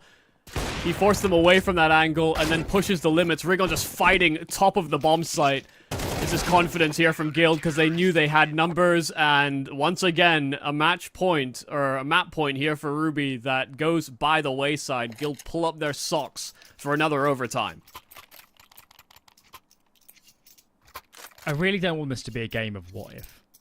And every time Guild, even the score here now we're late, I just feel like at some point they have class in this team, they have experience. At some point they're going to have a spree of good decisions and this game might be over. I hope for Ruby's sake it isn't, because they've done so much work to even get us to this point. For those that missed the first half, it was not easy on the eyes, the scoreline at least. Here we go though. First round, second overtime. Couple mid-frags going the way of Ruby. Another man advantage for them. And Guild, as it's been for so many times in this game, are forced to make some tough decisions. Yeah, so Alio caught GXX trying to go for a quick B pick. And so, with a mid player dead, with a B player dead, this B defense should be very weakened. And in fact, it's so weak that they've reinforced middle and completely vacated this bomb site. But as they clear for information, it's all about timing here for Ruby. Can they scale up fast enough to actually make use of that or not? Scenario trying to get a foothold back on the bomb site. But the Molotov at default will stop him from progressing much further than the generators. Quick kill is fine, but Dex looking to hunt down this trade, and there was no reinforcements available. Juan Flatru late to the party, so still retaining that man advantage and punching in those digits. All about reading the flank and reading positions. Moon already locking Rigon down. And so Juan Flatru, that supportive player, to try and link up on the B defense, resigned to a 1-on-3. And not a whole lot that you can expect him to do here. A smoke available, just hoping for a mistake, and Dex won't miss the head. Severs it straight. First round on the second overtime goes the way of Ruby. It's so odd. You know, this Guild Eagle side, so individually talented and such a focus put on individual fights. And I don't know Eagles to be pack-based creatures, but it feels like the best defenses, the best rounds we've seen have been when they've flocked together for these fights instead of these individual duels that, you know, they became so acclaimed for. Yep. I mean, it's maybe an element of... Maybe they need to start getting pragmatic about how they're playing this match, because Ruby are winning the duels. Ruby are winning more individual duels right now than the Guild Eagles, and you know, Guild could play a slower game, and I think they probably have more structure, more depth. They should be winning out in that sort of scenario. They're just giving up so many opening opportunities, though. This round be the point of contest. One for Regon. So Flatcher's going for the early push through, and he gets caught. Scenari trying to rotate in. And this round has crumbled. Players behind GXX can't even believe he gets the first. This is so awkward around this smoke as they exchange positions. Bomb is sprinted off towards A. Now the GXX is revealed. Gonna come over construction. This is a very hard clutch. Very difficult. Smoke makes it even harder. Hits the shot, but not the kill. Dex sprinting out of there, just about stays alive. And that's probably enough. It's so difficult now to isolate these duels. Flying through the flames, USP in hand, freak shot through the smoke. This would be unbelievable. Unbelievable! How does GXX win that? This is what it takes for Guild to stay in the game. How on earth has he gotten away with that? That's a 1-on-3. They knew where he was. They were locking him. They were trying to keep him contained for as long as possible. They throw Molotovs at him. They throw smokes his way. There's a million smokes on that B bomb site, but the routing GXX took, such a heads-up play. And that spam by the USP just unlocked the round instantly. As soon as he found that kill on what was the potential flank that he had to constantly worry about his behind, suddenly he could just lock it in with the AWP. Yeah, that is exactly what the doctor ordered. It's exactly what Guild need. But hopefully they won't need too many more like it. Rounds like that should inspire the troops. But inspiration can only get you so far. Juan Flatcher taking an AWP to the face. But the AWP of Moon actually hunting for more and more space. GXX committed to sandbags and trying to dart himself away. The 5-7 on the retreat. He'll succeed in at least diverting attention, but Scenari's there defending with his team now. Rigon making that rotate, and they're locking down this A play. A weird wall of smokes here for Cade to play around with. A headshot offered up. Scenari playing above, but Rigon the trade. It will be an advantage here for the Guild side. We seem to be getting a lot of these 2 sets on the defense for either squad, both doing a good shift on CT. But now that Guild are in the lead, they're back onto this dreaded T side where Ruby mounted their comeback in regulation. They're bringing the heat. Guild, though. Bit of a gut punch there. Really should have been 2 out of that overtime half for Ruby, but GXX put his foot down. Said no. Here we go, then. Round 34 between the Guild Eagles and Ruby. I said it coming into the opening pre-show is I've covered a lot of these qualifiers. I've got a lot of predictions wrong, and thank God I didn't predict this game. Pretty much everybody would have said clean 2-0 for the Guild Eagles, but it's been anything but that. And if Ruby can get this round, my God. Maybe we're on for more. Bit of a trade. As Cade gets aggressive. This is a bold move. This smoke is not a wall. And it will not be there forever. He's going to fade, he's going to tuck in the corner. Aggressive. Yeah, the fact that Cade's made this play, he might clear out towards ramp, and they might feel a little bit more comfortable setting up for more presence on B, but they've still reinforced this A play. They're not convinced, and Guild are starting to accelerate over onto the B side. Sawalio mounted a crazy amount of frags on that CT side to bring them back into this game, but he's under a whole lot of pressure, a whole lot of util sails his way, and he gets nothing. Ends up empty-handed. And so that defense being drawn over towards that A play may come back to bite Ruby here. A complete misread, and not Molotov. A different color. But the Guild side will use these smokes to great effect. GXX peeking round those boxes, and Scenari round a smoke catching Dex. It's only Cade left on this flank, and it will be cleared by Juan Flatcher. That's all the information they needed. They can play forward and back onto the bomb site, but so much damage and still no frag. Cade, no more bullets, and GXX and the boys on Guild. Now that 1 round closer to taking this map. What should have been theirs to begin with. It's been a long, long fight. The Guild may still close on Vertigo. I'm not counting any chickens. I need to see Guild do it. I've had my confidence rocked over the course of this best of 3 so far. I'm really on the map 1 for the moment. What have you got left for us, Ruby? Winter. I think he was considering going through that smoke for a second. He eats a lot of util damage for his trouble. Gets out of dodge.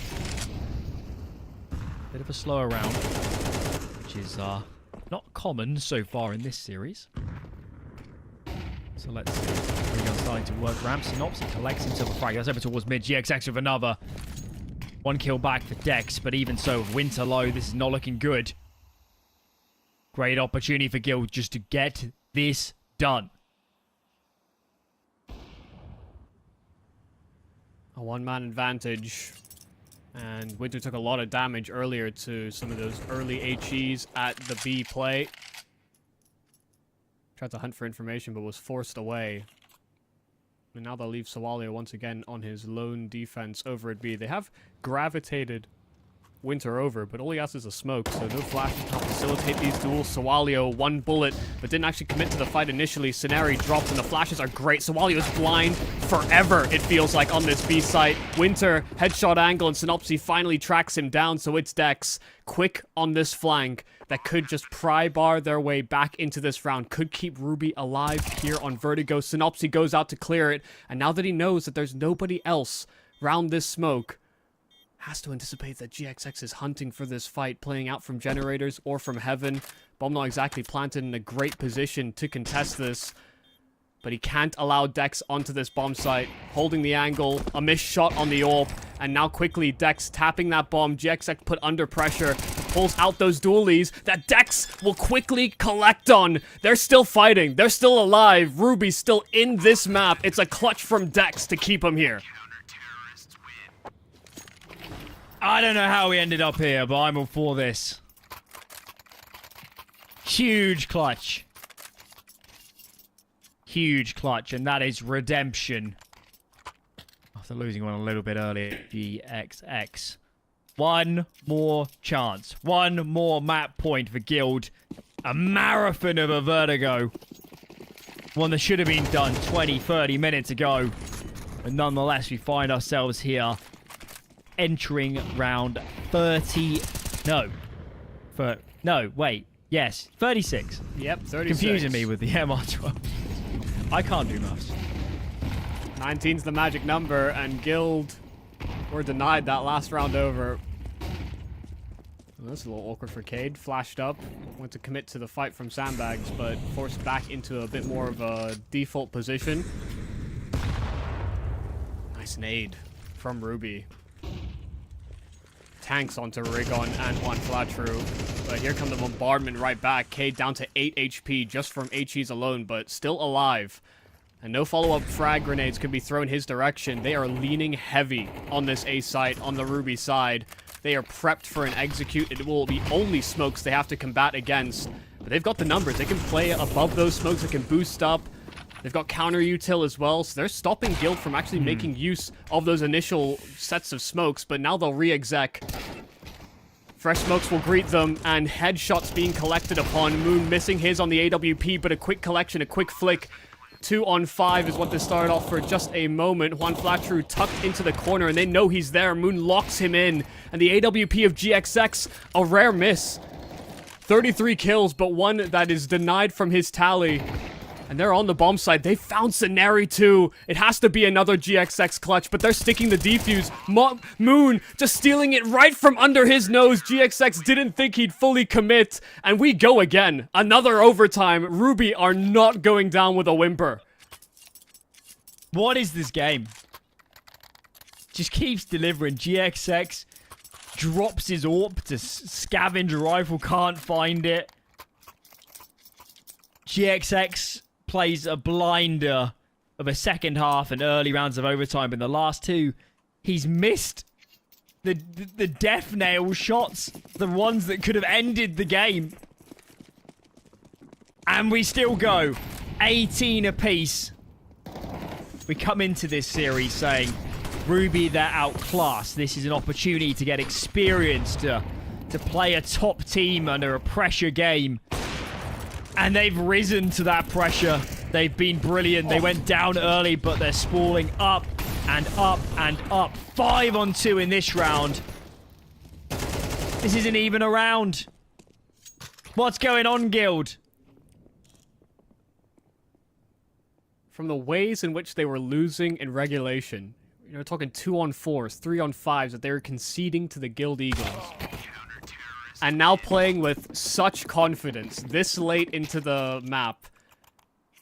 Now, we've been through a couple of overtimes already.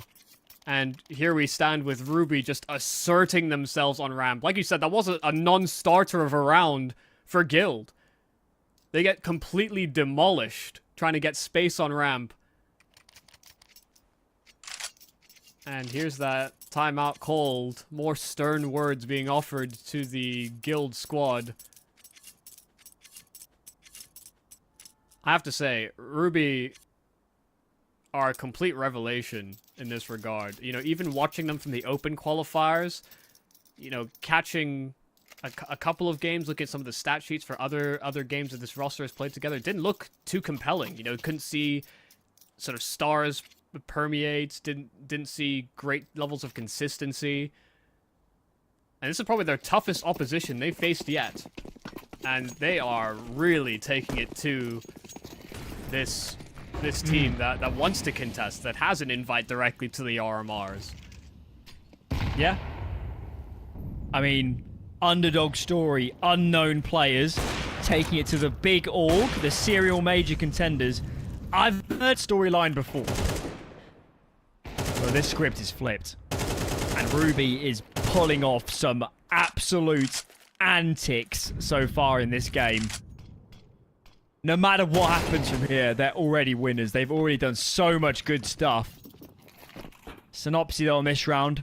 He's going to open up that scorecard. Cade is down. And if they can convert, at least they feel a little bit better about themselves.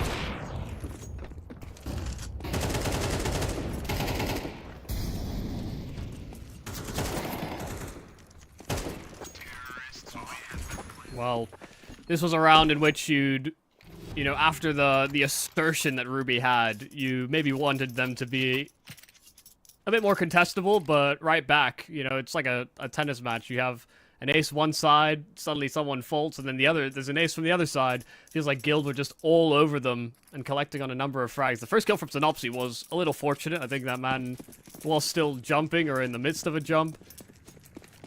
But you take what you can get. Entries can happen in the most precarious ways sometimes. This opener for GXX, that was one of the things they struggled with on T side. In regulation, hell, in the overtimes too, Ruby were finding so many openers. They may be humbled still here in the OT. I think every OT has also been 2-1 for CT. So, yep. This is a big round. This is a big statement. Regulation, guys, was 9 free CT sides as well. So T-side rounds are worth their weight in gold. And what is happening? This is a man advantage for Guild. 2 by the wayside immediately. Now scaling up onto B. Scenario is so far ahead of his teammates. And he's going to go down. No chance of an immediate trade. Regon into the fray next. And lead is his destiny. Justin Flatro. Look at this. Another 2-1 CT side. Another advantaged half for Ruby. Whoever thought this was going to be a slam dunk, a cakewalk for Guild, has learned their lesson. This is going to take a hell of an effort to get this game over the line. Yeah, it almost seemed desperate there from Guild. You know, GXX finds an opening kill. He goes back and hunts for a kill through mid. And when they see that Sawalio is the player fighting in mid, typically the B anchor, they just run it straight into B. And they disregard spacing. They're just trying to take space away. And they get locked out. Ruby had the read. And you said it's been 2 1s all the way through from the CT efforts. But getting off to a nice confident start here for Ruby could be everything they need. Could keep that pressure on for Guild where they can make no more mistakes. Feels a bit like tennis. In a tiebreaker at the moment, every T round is a mini break. It's just so valuable. Let's see what Ruby have for us. Passive setup from Guild, playing on the side. Explosive play! Look at that! Out of nowhere. Barely any warning. And we've got Guild players hitting the deck. Jim Flatro is up next. It's just Synopsy, and Regon does find one, but now the util is streaming. Bomb surely to be planted. Bit of a tap. Perhaps scared of a HE or some more Molly. Molly's coming out of that CT side. Regon on top of Tetris. Swalio down. Deck's trying to back off so you can play this after plant. And now a little bit of time to think how they're going to approach this. Smoke on Synopsy, that can go on the bomb. Doesn't drop it just yet. Here we go. Hits, of course, on both these players. Regon with another. This would be a huge retake. Regon Can't finish his food. Bomb being stuck. Oh my lord. They're getting away with murder in this game. Both teams have been. So many rounds have been hectic, chaotic, smoke spams, man advantage, weird clutches. So much of it has hung in the balance through this comeback from Ruby, and as soon as we got into the overtime, it's just been back and forth in some honestly, sometimes oddball rounds. But, you know, sometimes the small details stack up. Synopsy, a little off-axis on the defuse, and that little bit of extra leg room matters in keeping his head covered. That could have been an opener for Ruby coming into this overtime. Could have had Guild sweating. Here we are back tied up. Whoever loses this game is going to have nightmares about some of these rounds. For both teams, there have been some big advantages. That one on the last. That should have been a Ruby round. They had the site. They had a huge man advantage. They had so much util. And somehow Guild could just force fight after fight after fight. Very scrappy game of Counter-Strike. And check out this lean from Guild. Synopsy's made a push. He's telling his teammates, I can't see anything towards B. Load up A with numbers. Doesn't actually catch the flanking player. That's Winter. 45 seconds left. They don't need to commit to A here. They could play a slower game. First smoke is in, though. Can be broken by GXX. Nobody out in the open for now. He drops another smoke. It looks like Ruby are committed. Is GXX going to peel off at just the wrong time? Who have we got? Regondra and Flatro. GXX is back. All this presence being shown. Dex first kill. Scenario with the next. He gets traded. Big advantage now for Ruby. Just GXX to find as he plays around the back of the site. This time, trade is good. Make it 2 of those. 21 for Ruby. Oh my lord. Another map point. That kill to clear out the flank was everything for Ruby. Like you said, they were boxed in. There were 4 players on the bomb site. There was no escape path back to B, but as soon as that pathway opens up, Guild have to respect it. You know, they have to keep somebody on that B play. GXX blowing open smoke, sees nothing on ramp and starts to gravitate towards middle. Guild had the right call initially, but all because of that one kill on the flank. Suddenly, doubt entered their mind. Come on, Ruby. Come on. You can't get to map points so many times and let those opportunities pass you by. I don't like being teased this much. Come on. Give me the payoff. Let's have it. Part of me also wants to see Guild a little bit punished for some of the mistakes they've made in this game. I assure you there will be stern words no matter what happens from Scenari and Devil Walk between these maps. GXX opens the scoreboard in this round. Unavenged was that kill as well. Gonna leave Jim Flatro down towards yellow. Bit of B pressure out from Swalio, but this is a ruse. That bomb has not moved. It's still towards ramp. Eyes on Jim Flatro. He's the man that could have got aggressive. GXX sticks around to help his teammate out. And as he goes down, it might mean his teammate isn't checked. Look at that. Jim Flatro down. Players not on the site for the Guild Eagles. Man advantage for Ruby as this util starts to come in. Can't make any mistakes from here. Yeah, retake smoke down. They're ready to aggress, and the flash is perfect, but Winter and Dex just simply feast.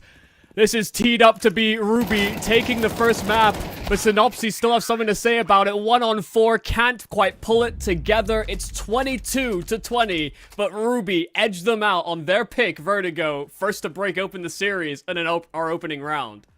I can't believe this. I can't believe this.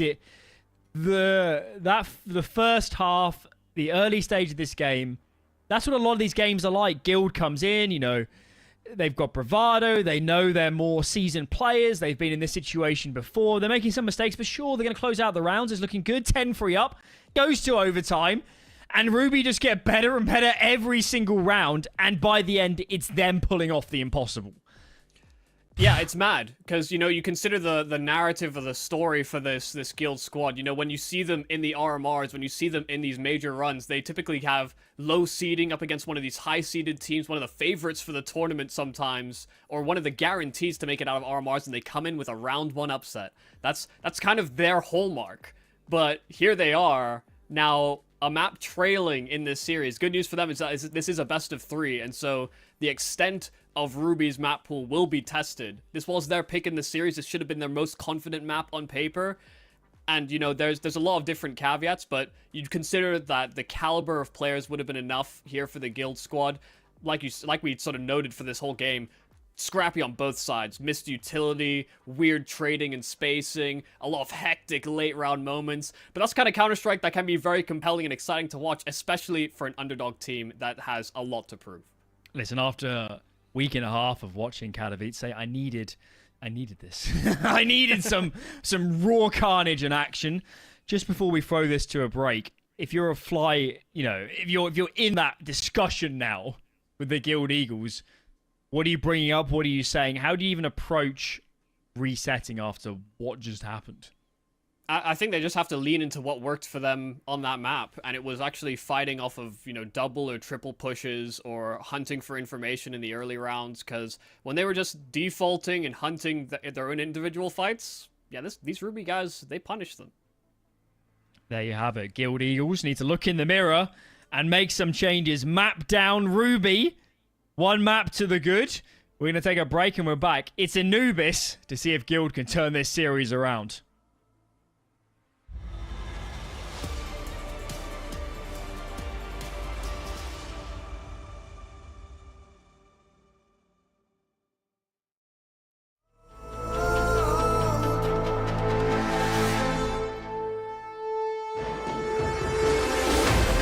If I stay locked in the headlights, but choose to give into my own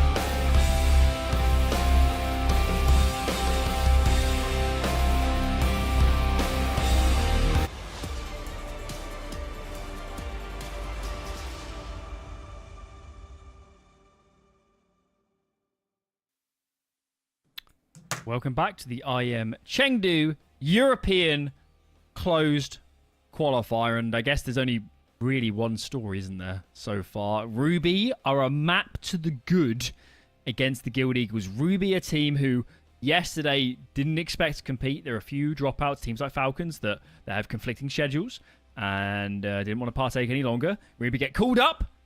It was their map pick, but still, to take a map off a fully fledged, seasoned, professional team, major attendees, serial major attendees at that. What a day so far for these young men. Yeah, and some of these players on Ruby, you know, this is kind of their first proper team. I think Cade and Moon, this is probably their first real run at it with a squad of players that have been, you know, I think Sawalio was VP Prodigies, Dex was on the Cloud9 Academy, on AVE, on Hard Legion. You know, he's kind of been around the CIS scene. And then Winter, this sort of Kazakh player that's gone outside and played Asian Counter-Strike, weirdly, but also has played a lot of domestic Counter-Strike as well, and all while, you know, in-game leading while doing it. So it's kind of a... It's a strange amalgamation of players, some new, some older, but they really showed a lot of mettle and I think a lot of vigor during that game, because, you know, you face a 10-3 scoreline at one point in that map where you're down quite significantly and you claw your way all the way back through all those overtimes, and you outlast the Guild Eagles. Just for a quick update for everybody watching, we have 4 simultaneous streams. In other results, Amcal have already won their series. That's how long that first map was. They swept in Cilio, bit of a lesser known team, fairly fast. Some known names there. We will be catching Amcal later. We're expecting Guild to be there, but maybe that's in doubt now. Otherwise, Forza map to the good. They're down at the moment against Espionage, and actually Namiga, who have had a lot of roster changes since I last watched them, are a map to good against BetBoom, who obviously have had a pretty good start to 24, end of 23 sort of period. So not the only upset so far in this qualifier, and that's how I like it. I like it to be very unpredictable. Yeah, I mean, the last time I watched Namiga, Box was still a player for Namiga. Instead, he's now coaching them. So, you know, he's gone through the whole progression right before our eyes. So, yeah, it's kind of a surprise that they're a map up in their series as well. So some underdogs are kind of fighting back. It's quite compelling, quite interesting, because Chengdu could be a nice little showcase for some of these newer faces as well.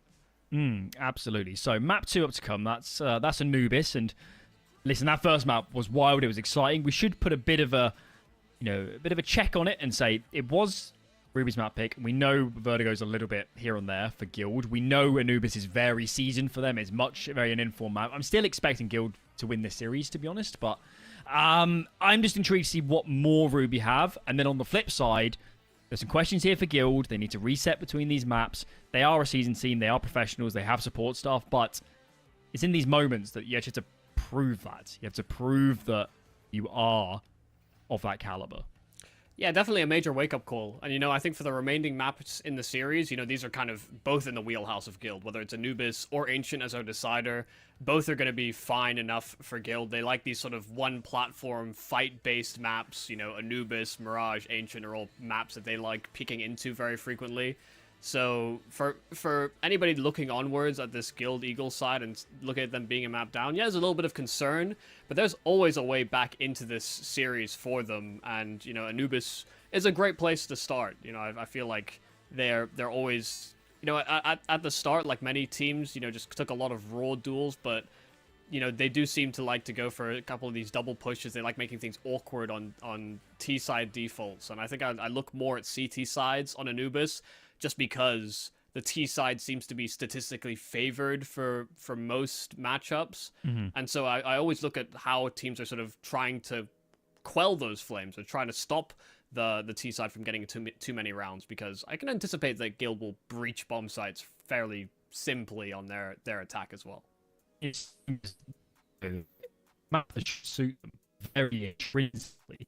I know that since as well coming in as assistant coach, that, you know, we expect some good stuff, but, you know, these players have years of playing aggressively and taking space and, you know, getting an opportunity. They're gonna get in there and take fights, and that's what Anubis is a lot of opportunities for those sort of duels. So I'm feeling pretty good about them on this map, and as I said, Ruby, they've already won our hearts, and from here, you know, whatever happens, they shouldn't be playing with any pressure. They're living a great life. They didn't expect it to even be in this qualifier, so why not enjoy it?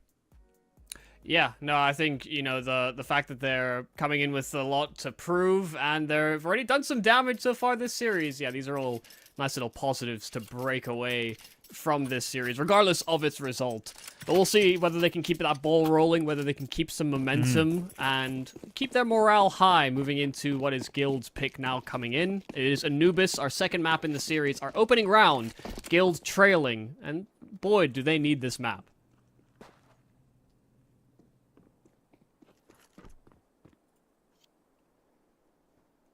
Very slow pistol so far. And Ruby's pick CT. His Guild's That is map pick. curious. Ruby would have got opportunity. Yeah, especially in CS2. This is a very T-sided map. Guild with a great opportunity here to dictate the pace, and obviously after map 1, they'd like a little bit of respite, a little bit of time and control. But not in this round. 1, 2, 3, headshots found. B bomb site, not open for business. There's no route back into A either. This pistol's going nowhere for Guild. Yeah, damn, they got destroyed. Threw a little execute onto B, got hit by a counter flash, and couldn't get a single frag. And they're going to end up empty-handed coming away from this pistol round. Ruby just dominate them on the hold on B. That is a surprise. They had good utility to stop the pace of the play there for Guild immediately. And then when those headshots came out, Guild got nothing.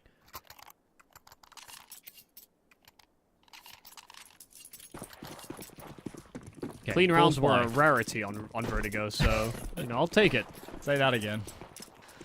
Say that again. And there's actually a lot of rounds like this, the 4 spies, the low investments, where such scrappy counter-striking. Look at this. 5 here for Guild. He's too aggressively in towards his A main position. Molotov going to hold. Any further players for Guild at bay. Regon still gets a fight as Moon. Very exuberant for that duel. And these trades are looking fairly decent for the Guild Eagles. Oh no. Cade goes down as well. Util is in. They start to scale this site. Bomb isn't coming just yet. Is actually... Looks like Regon is looping back with that bomb. Dex is on location. Winter's in towards mid. And that bomb is indeed heading back. Scenari here loses life. And he was just trying to deceive... Sell some deception. Bomb is going down on B, but check out the HP. 4 on Regon. GXX tagged up a little bit too, and he wants a fight, does Regon, as he pushes through.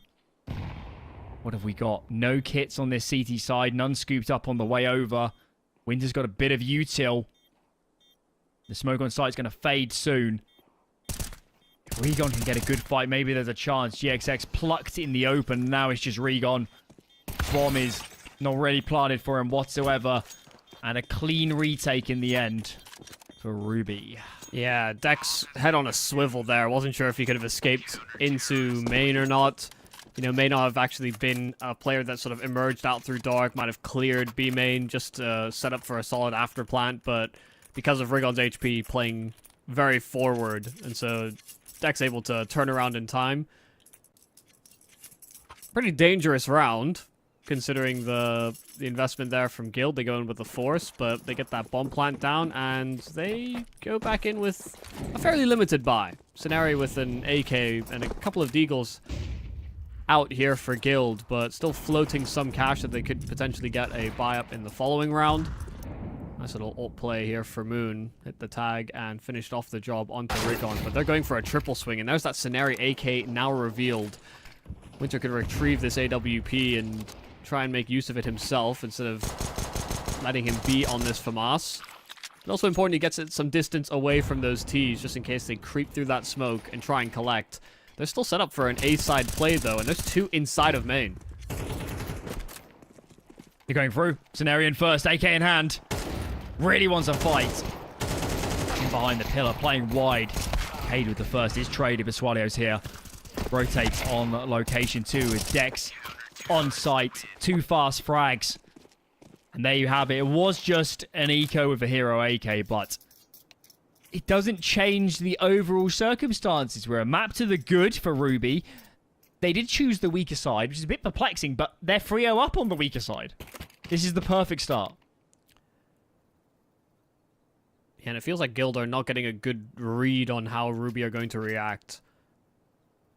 Caught off guard a couple of times already in the ways that they're approaching this round, whether it's a pistol or whether it's there, getting those 2 kills on A, or maybe even collecting on a third and just not anticipating that Dex would have been there so close.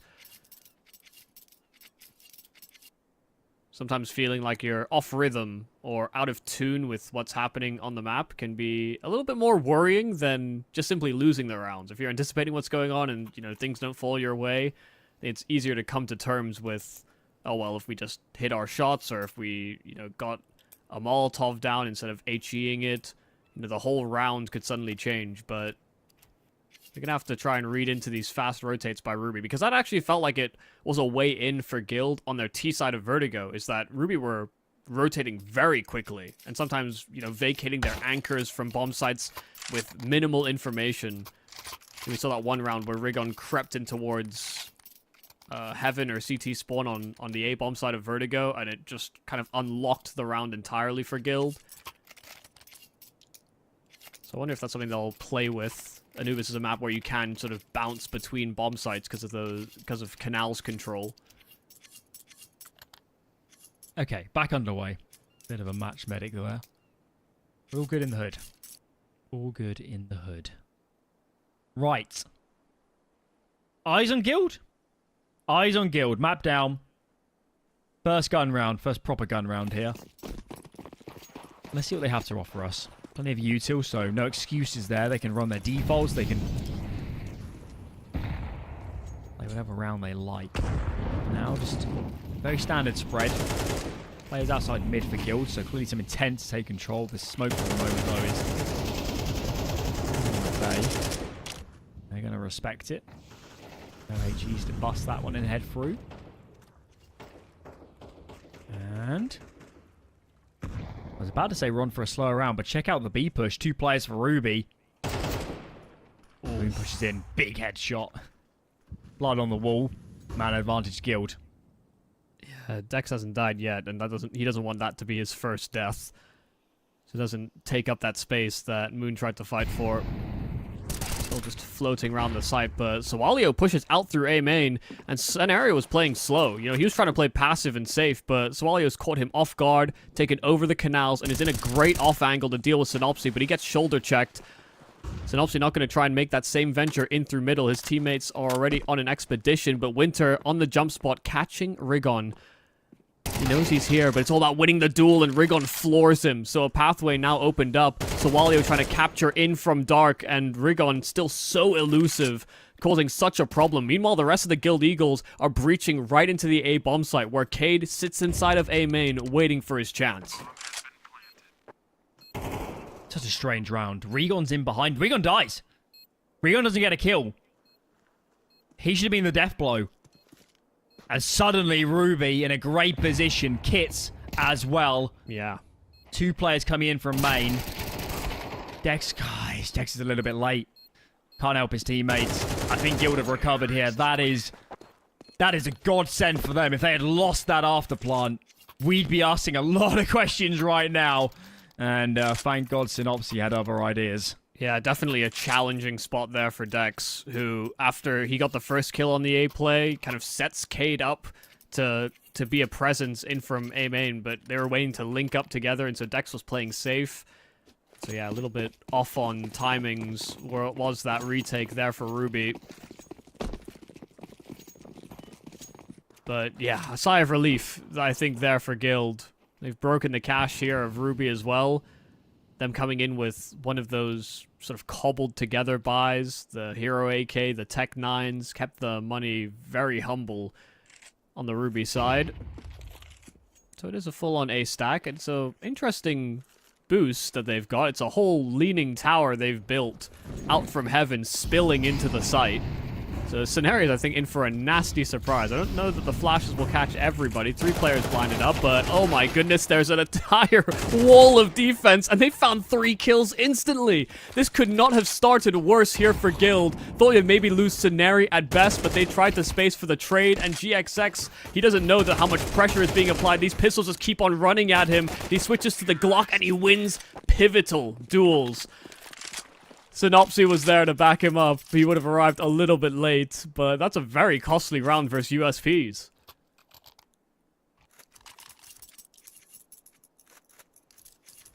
Well,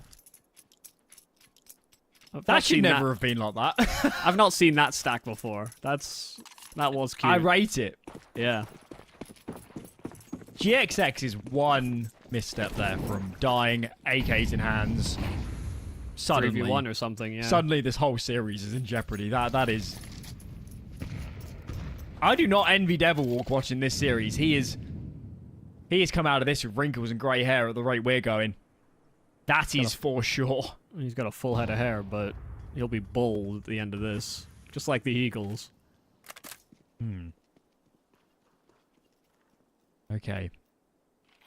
Well, surely going to be a B hit at some point. 4 players outside of main. This letting Synopsy play first. He didn't admit. 1 kill found. Even if he dies here, he's pulled rotations. Here we go. Main thrust coming in. Winter playing behind this pillar. Wants to fight GXX. Dink a piece, but AK wins out. Bomb planted. Dex, how does he find an angle around this smoke? I can't believe that. Boosting now on his teammate's head. As this 2-on-2 starts to settle down a little bit. GXX is so low. As he commits to playing behind this pillar. There's not a lot of wiggle room here. Could do with some help from his teammate. This smoke is going to fade soon. Players coming through. And look at that. Combining together. I don't know, man. This is still hairy stuff for Guild. Oh, it's very precarious. It feels like every round constantly hangs in the balance. But they're squeaking through. 3 rounds, right back. Start with a Ruby pistol conversion. Dealing with the force buy, albeit a little precarious. But now Guild are answering. And they've not built up tons of cash in the process. See Ruby going with another stack here on pistols. This time they've got some 5.7s, some Deags, some P250s. So a little bit more bite to the bark. Even if those USPs did sort of bite down on Guild. Not going to catch him out too unconventionally. They actually might choose to get aggressive. Yeah, trying to funnel in towards B, even though the main play is A. Rigon's cold. There's heavy numbers pressuring him on this side of the map, and so the USP will run him down. Close wearing to the 5.7 Sawalio. The lineup could not have been better. It's instant headshots and instant kills on that 5.7. Now recovering that AK, but he can't collect the spray. Aim punch gonna cause his demise. But he's bought time. He's given them a hope, a way in for this round. Moon tanking that nade. But a Molotov deployed by Synopsy up close. They know he's trying to force this duel, trying to force a fight. In a close range angle, he gets floored by Moon, caught on the side, and a flank from Dex, or rather from Cade from main. But Dex has been funneled out, been flushed out.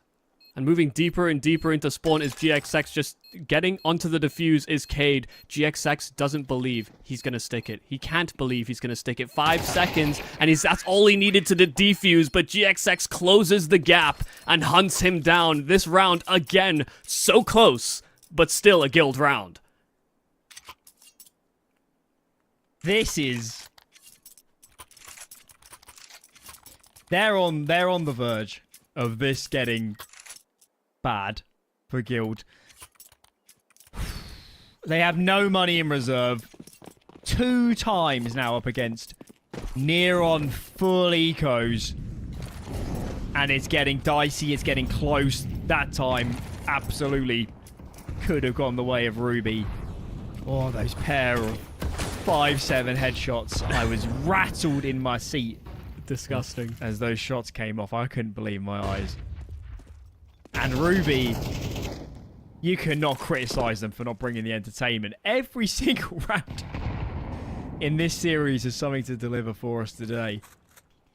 And as mentioned earlier, for those that are a little bit sad if the Katowice isn't live, well, we're not in the SPO deck, but this is a match worthy of it so far. Aggressive challenge from Dex in middle. This was open territory for Guild at the start, and the Molotov even funneling GXX out into the open, but they didn't stick around. There were smokes down. Dex reinvestigating as they're vacating, so timing's good here for Dex, but he won't know that they've left this territory of the map. That's not where the info will be gained. It will instead be if any of these B players spot the presence. Cade taking a lot of damage in from Glyphon, still continuing to challenge. But the smoke Now coming in towards the left side, Cade actually collecting on a frag before those smokes come in, and just a little bit of nice movement there from Rigon, moving right past the smoke as well and keeping pressure applied. Cade hunted down. No support, no help came in time. Dex low HP inside of Temple, but he'll find the frag. With a single bullet on Rigon connects, and the AWP of GXX will not equalize. So a man advantage here for Ruby. No kits available, sure, but now it's just GXX sitting on the pillar, and he's getting hunted down. The pistol, the P250 doing the damage even while blinded. But Dex is there, and it felt like they were always close. They were always that one kill away, but after 4 rounds straight, finally, Ruby answer back. Yes, indeed. There was a second, though, that I thought GXX... He found the hard kills. The last guy was low HP. That would have been wild. Dex, though, having a blinder of a series. This map, pretty good, too. Swallow also had a really good first map, so... They're maintaining their form. Yeah, it's the same culprits. And Guild Eagles, they don't... I thought they might actually buy. I mean, the loss bonus is so low here that it could be an issue. Flatcho did go in for an AK, but I think he's backed out now with the resale ability. And they're just going to eco.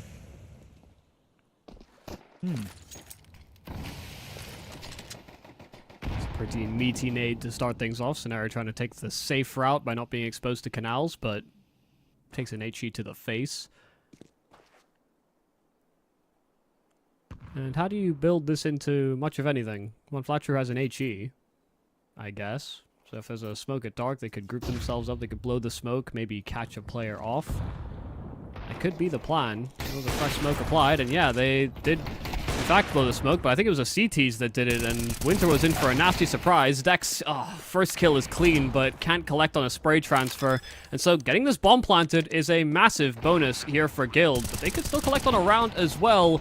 They just have to keep the numbers and keep the money in check. Synopsy still fighting at the back of the bomb site. SMG, but cannot hit the headshot. There's good damage here onto the economy of Ruby. Guild with a nice little bonus with the cash of the plant. But we'll find Ruby back in the lead. Okay. Some cash reserves too. Never hurts. Walk back out for Moon. And let's see Guild. They did lose pistol in this game. That is shaping the scoreline a little bit here. It's definitely a factor. But nonetheless, you definitely want to be winning the T side, especially on a map as practiced as Anubis is for the Guild Eagles. There's a map as well that certainly is T side leaning even more so in this edition of Counter-Strike. Well, we've seen 9 rounds since that pistol. This will be the 9th one. But we haven't seen a clean round from either team since the pistol. Let's see. You called him out. Maybe this time. A aggression. Information for Ruby. I can't believe we're pushing B when we know A is clear. This is wild. That is crazy. That just means the flash is going to be that much more effective. There's people to receive it. That is bold. A lot of teams would have played passive, but it's Ruby's thinking, we're pretty sure they're here. And they go hunting. And Dex, my boy, is feasting on Eagle Stew at the moment. 17-6. And you consider the scoreline, or consider his individual scoreline and where the actual map sits, and you wonder why it is so close. But there's some star power here on the Guild Eagles as well. GXX on the AWP can always bring a round right back. Cade still sat at the back of the bomb site. Scenario dealt with, and GXX just unsuspecting of Winter already in dark. Well, this is probably the cleanest round since that pistol round, but Ruby struck into a little bit of success. Guild coming into this round probably with a half investment, and Ruby having a chance to create an advantage coming out of their CT side on a T's favored map. Yeah. This round they're heavily favored. They get 7 out of this half. That's territory with, you know, a pistol round or a reset in the second, or even an early gun round if they'd kept the money low. Suddenly, you know, CT economy in this day and age. For Guild, when they flip sides, suddenly this is not fun. This is not comfortable. Yeah. Dangerous territories for one of the favorites in this close qualifier.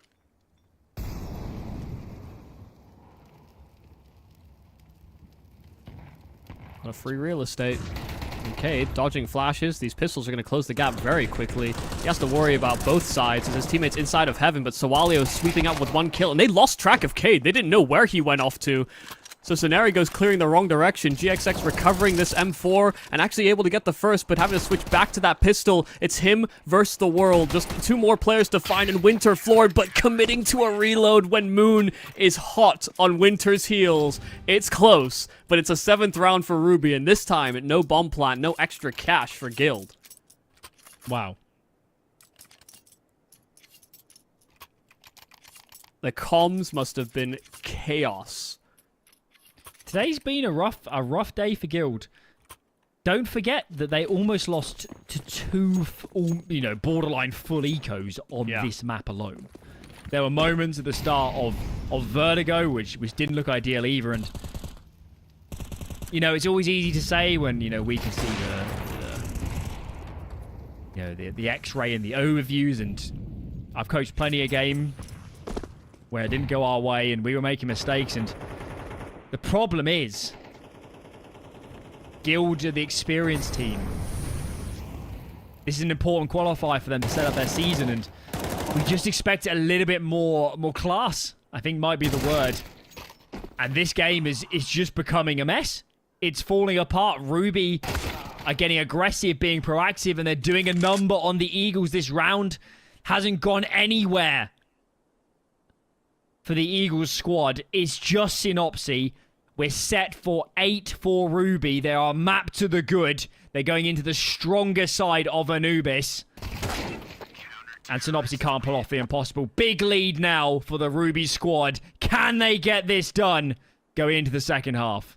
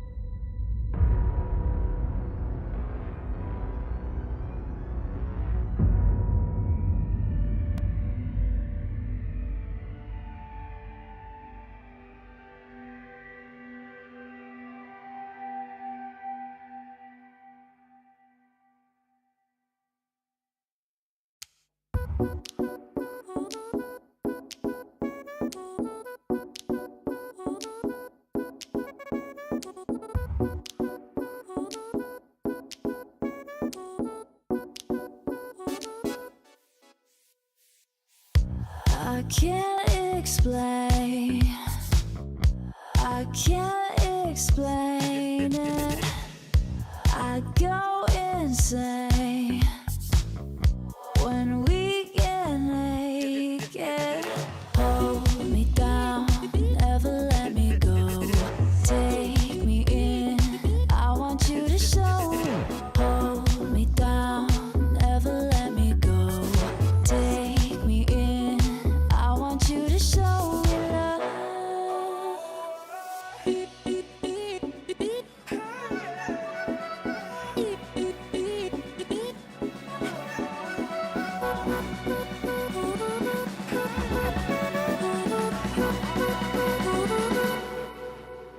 Don't give up on us, don't give up on love.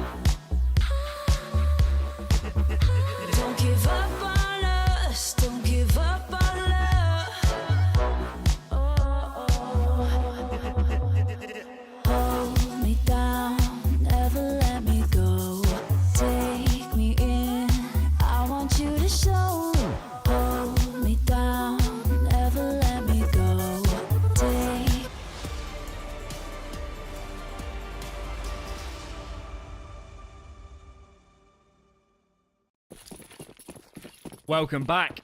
And if you missed the rest of this series, you're in for a bit of a shock.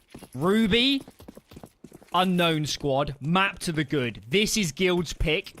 Ruby have just had an 8-4 CT side. They're 5 rounds away from doing something incredible.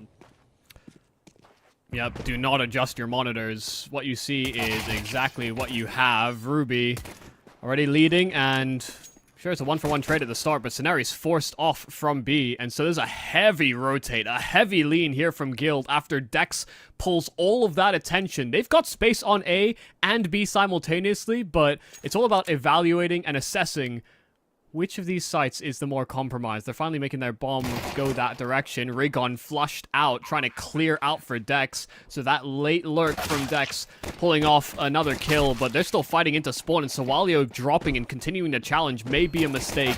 Jumping out, had to be a kill there from Cade, and he's still fighting tooth and nail, so GXX should know exactly where Dex is coming from, but he doesn't expect him to swing, didn't expect him to peek. Dex floors him just as he taps the bomb. It's one man standing, but Ruby take another pistol. Let's go. Let's go. Come on. It's happening. I hope all the viewers are getting behind them now, because this is great. Dex 21-7. Swalio 17-9. I mean, GXX is having a blinder of the game, and at the moment he's in the shadow of some of these other players. That's the extent to which Ruby are playing. Look at this full eco from Guild. They want rifles out early. They don't want to seed more rounds before weaponry is in their hands. Bit of a flashbang as they try to get aggressive, and Dex doesn't miss. Doesn't miss, he just assassinates. Flashbang, though, might be the master of him this time. He goes down. AK is recovered, but that's information now for Ruby. They should just get this bomb over to A as fast as possible. Yeah, they initially held the flash, just contacting out towards B, so not exactly set up in the best way. Hearing the flash pin, Cade was ready for the fight, but 4 players, a little too much to deal with. So now a second weapon recovered, this time only an SMG, but a fresh smoke inside of A main that does make this triple canals push from Guild a little bit more trying. Do have another flash, though, via Synopsis, so they may just pop straight through it. Gonna try and bridge that gap, but they go right into the meat grinder. Synopsis even caught around the edge of that smoke, can't quite get out of it. Only GXX that stands left. This was a save call here from Guild, so damage is good. But there was certainly a chance for them to accomplish a little bit more damage, a little bit more to the economic strain of Ruby, and finding Sawalio will be a nice little consolation. But that's all the SMGs flushed out. Yeah, stark contrast between these teams, and winter is coming. Thick and fast. Okay. 10 rounds. Rifles out. GXX just musters an AWP. No util, but he does have body armor. And given the performance he's had in this series so far, I think they need him. They need him to open up these rounds. They need him to be a force. They need him to stifle this offense. You can't have Dex and Swallow getting into good fights because nobody can handle them right now. They've been so dangerous. So dangerous on the duels. Okay. Pay attention, guys. Boys and girls at home, because we've got a match in our hands.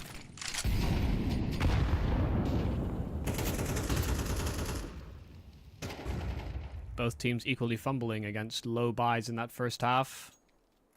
But Guild eventually broke, while Ruby continued to wind up for what is potential knockout punch. This will be the round to deliver it. 10-4 as we go into our first gun round, and it has been a very slow start. A lot of smokes that just continue to be chained, but Util is sailed out of the hands of the Guild Eagles, and so they have to concede territory. They are setting up for this B-sided split, and they do have Synopsis on his way to help reinforce. There's no smoke. There's no util deployed here by Ruby. A missed Molotov in towards Glyph as well, but it actually almost masks their peak. They can't see anything above those flames. GXX back at the bomb site, and you needed him, but only the one kill found on that AWP. Scenario was supposed to be that man rotating deep through spawn to help reinforce, but he's suddenly the only man left. Ruby with a very clean execute, and decapitating Guild Eagles on that B play. It's the game of their careers, some of these players. Don't underestimate that.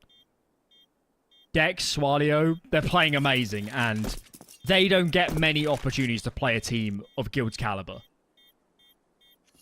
Even for Winter, this might be on track for the best result of his career. I mean, he's played a lot of games, but this is wild.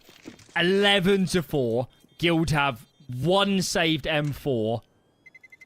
What do you do? I mean, you surely can't save around this and hand over 8 series points. I think they have to buy. Especially when you look at, similar players from Winter's background. You look at players like Neelan, in-game leaders that have come out of the Kazakh region and been able to, make use or be utilized on international rosters. For Winter to have built or assembled a team with relatively inexperienced players to go up against a team that has made 3 consecutive major main stages.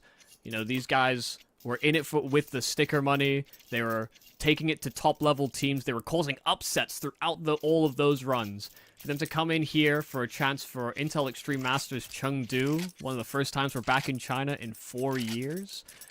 This is, a great stage and a great level to come into this qualifier with. And it will put a lot of teams on notice should they finish off what they've started here. The really fun part is, in the concurrent Bet Boom Namiga game, Namiga are a map to the good and have 3 series points now on map 2. Oh my goodness. If Bet Boom and Guild fall, that spells a lot of trouble if you're in the lower bracket with them. That is some frightening names. And they're coming for you. Right, what have we got here? 2 rifles. For that CT side, GXX just the scout this time. They're just playing a standard setup as well. I might have liked to see something a bit more unorthodox, given the investment, given the weaponry. It's going to be really hard to play out this round. GXX tagged up a little bit by this molly, but has to see the ground in the end. Ruby still in the midst of their default. We have to take a lot of control. Bomb is out towards B.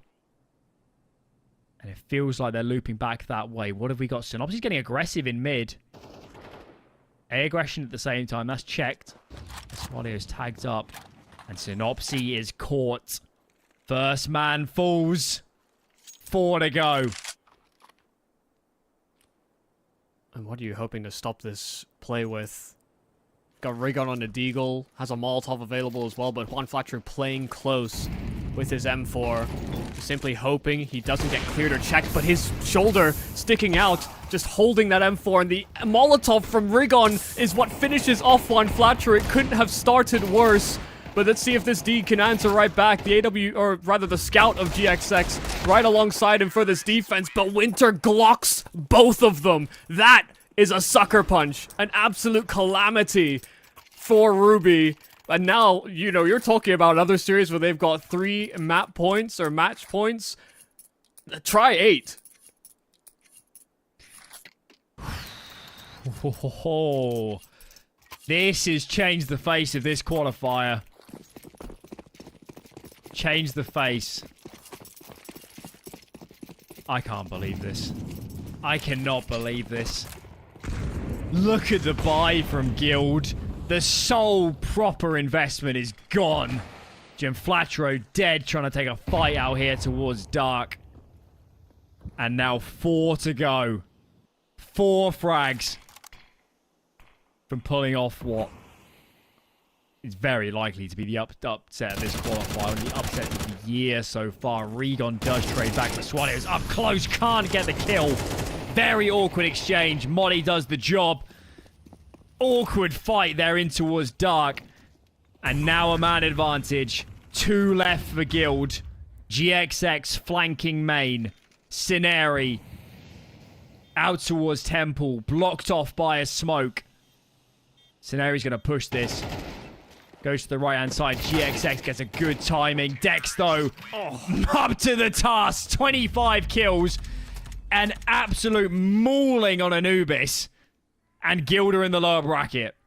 they decimate them. You know, we go in from multiple overtimes on that first map, Ruby's pick in the series, and then we go into Guild's map pick. And sure, there were a lot of contentious rounds, so many close corners that could have been cleared, or angles or fights that could have swung either way, but both teams had their similar fumblings, but still we have a blowout scoreline here for Ruby against the Guild Eagles. Yeah, our favorites, probably one of the biggest favorites for this qualifier, already shaken down into that lower bracket. What if BetBoom goes down as well? Oh my. If we can bring up that bracket, that would be amazing, and kind of reflect on these other results. I mean, the Amcal series finished an hour and a half ago. That is ridiculous. That's how long this first map here. We only played 2 maps here, and one of them was pretty much a mauling for Ruby. And, wow. Didn't go particularly close. But yeah, elsewhere in this qualifier, so we're waiting this Namiga BetBoom result to see quite how that plays out. For the moment, okay, 2-0. I guess that's because the stream is ahead of time. There's the result. BetBoom are lower bracket, as are Guild. Both of those teams may be the 2 favorites to claim this spot in Chengdu. They'll fight if they can make it in the lower bracket final. That's quite a long way from claiming a spot. And I think if you're a team like Amcal actually at the moment, you're really happy how this has played out. You've got a really good chance of getting into that grand final, having some good rest, and then playing for the spot. Yeah, I mean, playing against a relatively inexperienced team as well, and sure, they put up a good fight against the Guild Eagles, but these are guys that are a little closer to home, so would have probably encountered them in either the Pug circuit or in some of the previous teams that this Ruby squad is kind of assembled of in terms of the amalgamation of experience. This Amcal team are probably very satisfied. They'll have a better read on how Ruby are going to play. They'll have seen how this has played out since they finished so quickly against Incilio. They're kind of favored to move through into that upper bracket final, but who's to say? You know, Ruby already with one upset. A second one, you know, suddenly we start to think, do we have it wrong all along? You know, the team that weren't even supposed to be here maybe deserved a bit more praise. It's also worth saying, Forza haven't won their series yet. that could equally go badly for them, and then we'd have Guild, BetBoom, and Forza in the lower bracket. But yeah, so far, it's been a little bit funky, let's say. The follow-up game, guys, is going to be Ruby Amcal. Of course, we did expect that to be Guild, but I'm not disappointed. I want to see more of these Ruby guys. A couple of their players are very exciting. The start time for that is, I think it's 6:30. Let me just get it. I don't want to get it wrong. I think it's 6:30 UK is number 2. Yes. Yeah, 6:30 UK, 7:30 Central Europe if you're over there. So a little bit of a wait. We've still got, of course, the Forza Espionage game going. If you want to hop over there and give that a look in as well. Before we throw this one, I mean, I asked it between the maps, but now it's a whole series down the drain. What the heck are you thinking if you're in the Guild camp? I would love to just be a fly on the wall of Devil Walk's room. You know, I want to know what he's saying to those guys and him watching on from this game, because you know there are a lot of frustrating looking rounds in there and it did not look pretty. You know, this is a team that are hoping to find the right level of form for the majors. You know, that's a primary objective for Guild, I imagine, entering the space, having a team that's made it consistently 3 times, in their past 3 attempts rather. So for them, I mean, this is a very disappointing result, given that, you know, they're expecting to play some teams that maybe you don't have deep prep work on, and, you know, you want to win in best of ones. They couldn't even win 1 map here. Yeah, you're right. And it was their map pick that was a bit of a disaster. So, yeah, I mean, if you want to catch these teams' journey as well, BetBoom and, of course, the Guild Eagles going to the low, you can get those up too. But we wouldn't used to watch the A stream, so double monitor, listen to us. We have soothing voices, of course, here on the A stream. Anyway, bit of a break, guys. Said just under 2 hours to a back live. We'll be back on probably 10 minutes before, so about an hour and a half for us, and then an hour 40 for some more counter strikes. But in the meantime, go and watch Espionage Forza. That'll be a fun one too. Either way, we'll see you then. Quick break. We'll be back a little bit later on. See you then.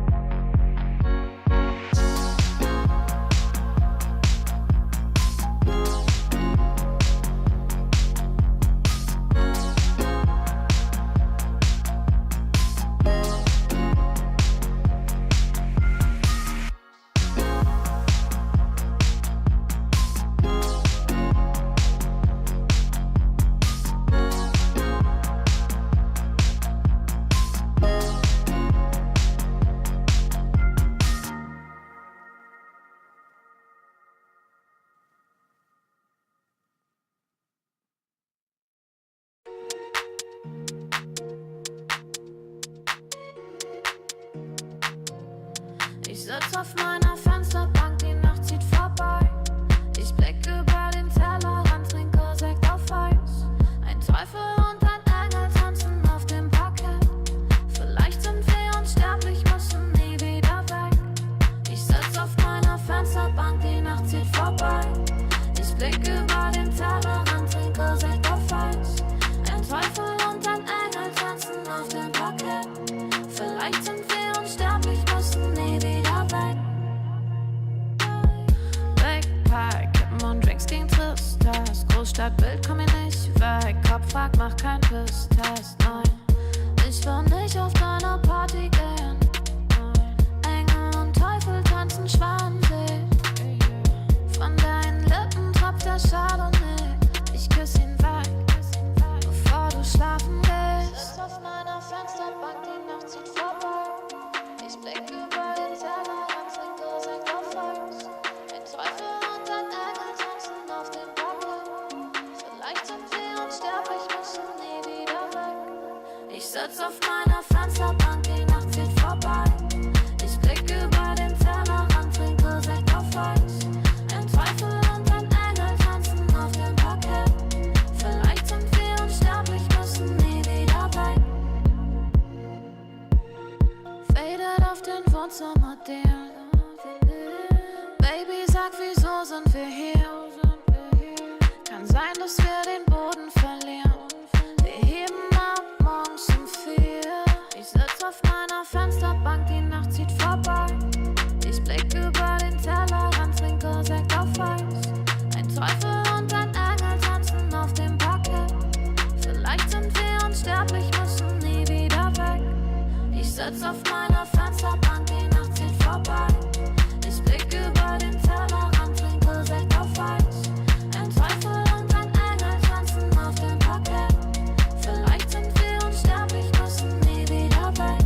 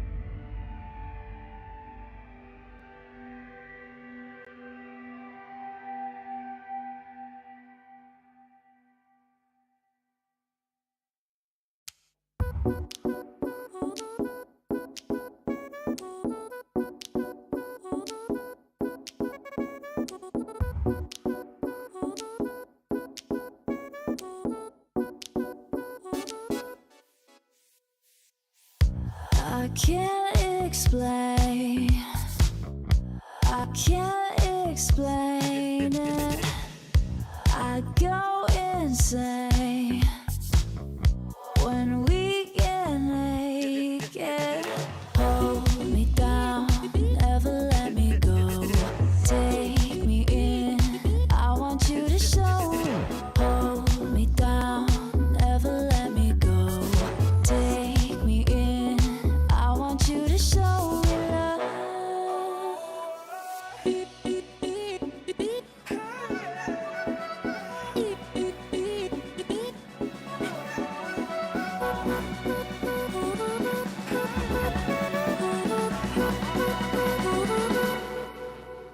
Don't give up on us, don't give up on love.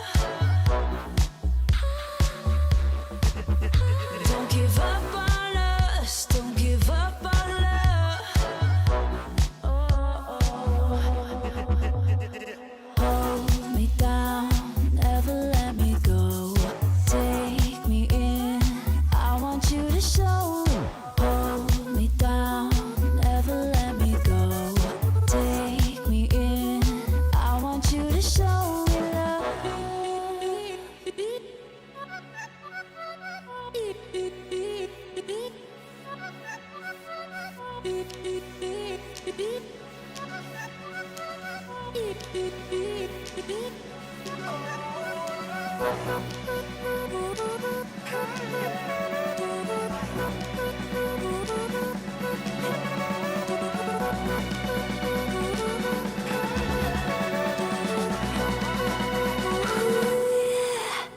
Don't give up on us, don't give up on us, don't give up on love.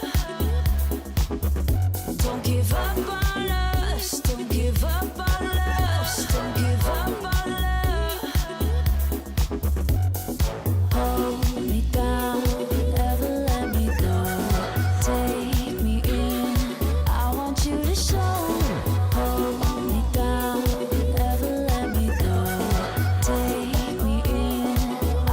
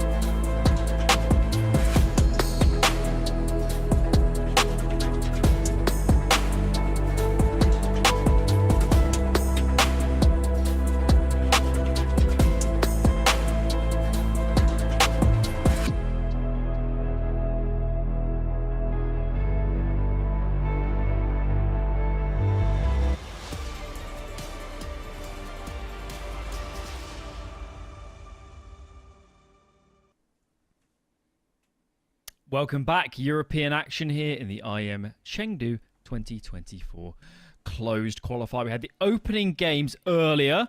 Here on the A stream, we have some upper bracket action, but there's also lower bracket as well going down. Of course, the game we had earlier, let's call it an upset. For those that missed it, Michael, give us the broad strokes, because the fact that Ruby is even here in the match we're going to be covering now is a bit of a shock, to put it mildly. I mean, an incredibly scrappy game when we were looking at it. Guild Eagles and Ruby were going blow for blow for a lot of it. You know, start of the first map on Vertigo was actually quite compelling by Guild Eagles, even though they got away with some pretty dire-looking rounds. I think, they had a 10-3 lead. They lose in triple overtime, quad overtime, something along those lines.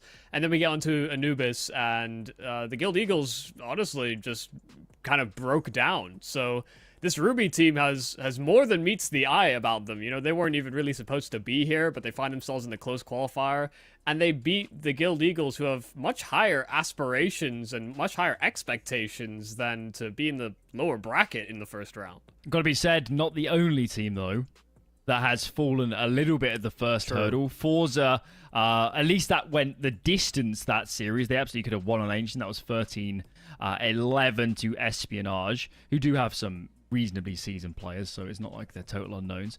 But Bet Boom 2-0'd by Namiga. Now, Namiga as an organization, sure, has played quite a lot, but this current iteration of the lineup is not wholly experienced. It doesn't have some of the heavy-hitting players we're used to seeing under that organization. So, I don't know, the biggest shock for me is actually the most convincing games, basically, in mine as the Amcal result. I mean, Guild and Bet Boom lost 2-0. They didn't even win maps. And those were the two teams we coming into this and saying they've got a great chance. They're almost locks to be fighting for that Chengdu spot. And one of them's not even going to be in the consolidation final. Maybe even not going further, because Forza could be a dark horse too. If you reversed every result in this bracket, I would say it makes a lot more sense than it does at the moment. Yeah, this is the same Bet Boom roster that, you know, sure, they get 2-0 in the opening round, but they're also the team that made it to the Intel Extreme Masters Sydney, you know, our first sort of major event at, on CS2. And so for them, you know, they made it into, the top 6? And they lost to Complexity, who ended up in the finals. So this is a Bet Boom team that, yeah, they should be aiming high, and obviously haven't delivered so far. So it's a bit topsy-turvy at the start of this close qualifier. It does feel like it's kind of anyone's for the taking if yes, the top performers of the players or the teams we expect to make it through are struggling as much as they are as well against some of these sort of lesser-known quantities. So the matchup we're going to be on now is Ruby, the team that took down the Guild Eagles, up against Amcal. People will know Amcal was the remnants of one win. A lot of players here that used to be as well on Entropic and Windstrike before that. And a topic we were bringing up earlier is, yes, there are a lot of upsets here. This bracket has not played out as expected. But if I'm Amcal and I'm looking at the situation in front of me, I can only beat the teams in front of me. And I have a really excellent chance now to play teams that aren't as experienced as us, that don't have the same caliber and depth of players, and potentially make it through today and tomorrow all the way into that grand final in a fairly comfortable position. This has really played out immensely into their hands, hasn't it? Yeah, massively. And they've got a really solid roster. I mean, I don't think any of these players were ever looked at on their previous teams, whether it was One Win or on Entropic, as being liabilities. You know, a lot of playmakers, people that can sort of take over games. I think Forrester and Travis are really the standouts in that regard. And they've got this, young, icy guy who was once upon a time playing with a Vanguard, but was kind of dominant in their opening game within this close qualifier. You know, he's a young 18-year-old AWPer that can be quite explosive, it seems. Absolutely. So I'm intrigued. I mean, this Amcal team, they're ranked fairly highly. They've clearly got some seasoned players. I have a lot of questions over where this team is heading. Very quickly for the veto. Ruby picked Ancient. Amcal picked Vertigo, which of course we saw Guild lose earlier to Ruby, and the third will be Overpass. No Anubis, that is the permaban of Amcal. But here and now, here on Ancient, this is Ruby's pick, and, you know, given what we saw earlier, I'm just excited to see more of these guys.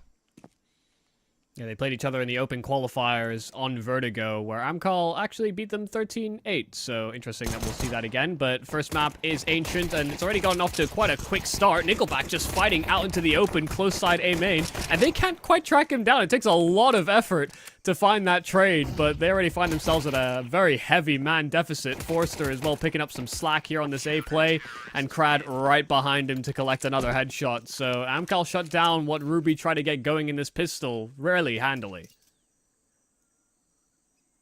Makes me nervous. A pause this early. Makes me icy. Want to warm up into the game. No, I like winter. Especially when the moon's out. Right. What have we got going here? I haven't watched much of Icy play. I've got to be honest. Of course, you know, with these players in the past and some of the people they played with, you know, seeing people like Deco, Elian at his peak as well. They really spirited their teams. They were big parts of how these teams operated, and I'm interested to see how Icy fits into that dynamic, if he's a star for the future. Yeah, I mean, it definitely seems like it could be the case. I mean, Amcal in the qualifications to the RMR, one of the teams that actually made it through flawlessly and beat Astralis in a best of 3. So that's the new version of Astralis, not the old one. Ooh. Okay. Still gonna be a hard bomb plant. They've got a Molotov on Winter, and they've just about found a spot, and there's nobody actually in CZ to deny it. So this is already a result. One more kill on the Glock. It's starting to get a little bit nerve-wracking if you're Amcal.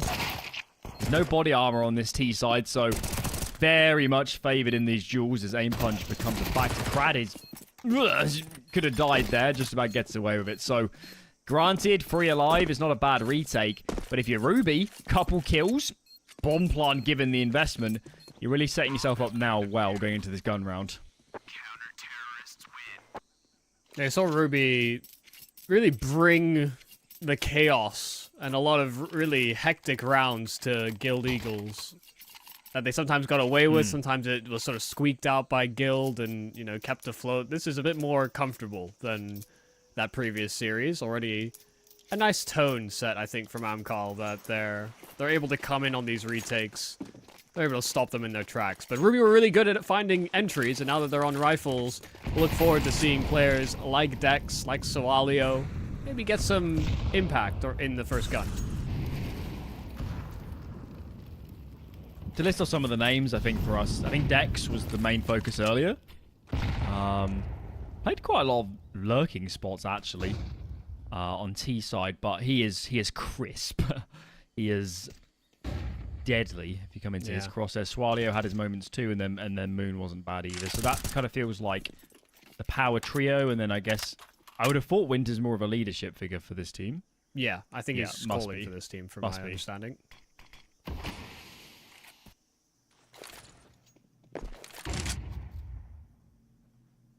But pretty spread are the Ruby offense, not really committing to an idea too early. Of course, a deep smoke in towards B as well does mean that any sort of B control will be somewhat delayed. So now that smoke's faded, a Molotov, a couple of flashes, they show some presence. But there were a couple shots fired over at A as well, so Amcal players do have to be at least a little bit skeptical of this play. Coming out from elbow, Cade floored by Forrester. And already thinking that it might be some sort of an A-side finish, with that just being the mid-side lurk, but a fresh smoke inside of Cave, that cuts off access to this B-bomb site. It makes things so much more difficult, and they're going to reroute. Crad, you madman. He's hearing all of this! Winter down, calls the cavalry to rotate, 2 players committed. And they're going down. Forrester offers no defense, that's towards Temple as well. Nickelback still tucked in the backside. And time is becoming a huge issue. Travis swings and does deny it. With a little bit more time, I think Amcal could have got something done there. They just had to rush it at the end. Yeah, Ruby were in a bit of a bind because of that timer for sure. I thought as soon as Nickelback got that kill, peeked out towards A-main and saw nothing, he was going to be able to just play the big box and hide and play time from there on out, because Ruby had so much urgency about them to get that bomb planted. But as soon as Moon got that kill, I thought there was access, but Travis was very quick-footed to run them down and stop that plant. As soon as he kills the player that's not planting, the second is free. Some nice reactions out of Amcal, but they are giving quite a lot of space and respect to what Ruby are offering. You know, they're not sort of haphazardly conceding territory. There's always some sort of space to be gained or something to be read into, even in that mid-rounding. Started cheating, rotates over towards A. Crad as well, like you said, just go for a madman play out of cave. That'd be Crad. Crad lives and dies by the sword. He is a joy to watch. I can imagine maybe a nightmare to coach sometimes, but a lot of fun here for us on the broadcast. B-pop from Ruby and Crad, the snake in the grass, and this Viper is chomping down its teeth. It's just Moon. This bomb is not going to get planted, and after some fairly frisky rounds, this one looks pretty clean for Amcal. Yeah, some decent damage done to a couple of players, so still a chance for Moon on this P250. Just to do some damage. Doubt he gets much further than that. They are all surrounding this site. Yeah, Moon, I think, realizing that they're not going to give him much of anything.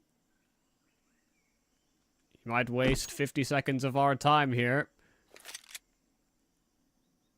We're good all night. As much as it does pain me, you know, this could have been a break-in, a bomb plant for Ruby, how they just cleared Crad. Got caught by a team flash in and amongst it, so... There were ways this could have gone wrong for Amcal, but those exist in another universe. 4-0 starts here for Amcal, and Ruby not getting any of the same successes that we saw Strike versus the Guild Eagles to start. Early days. Early doors. Another buy round. Dex refusing to buy any more util. We're just going to buy a smoke. Okay, maybe he's going in first. Where's his spawn? Yeah, good mid spawn. He's heading straight in. Forrester on location. He's alone. No, he's not. One player with him. That's Nickelback. Forrester does find the kill. Did very well to dodge those flashes.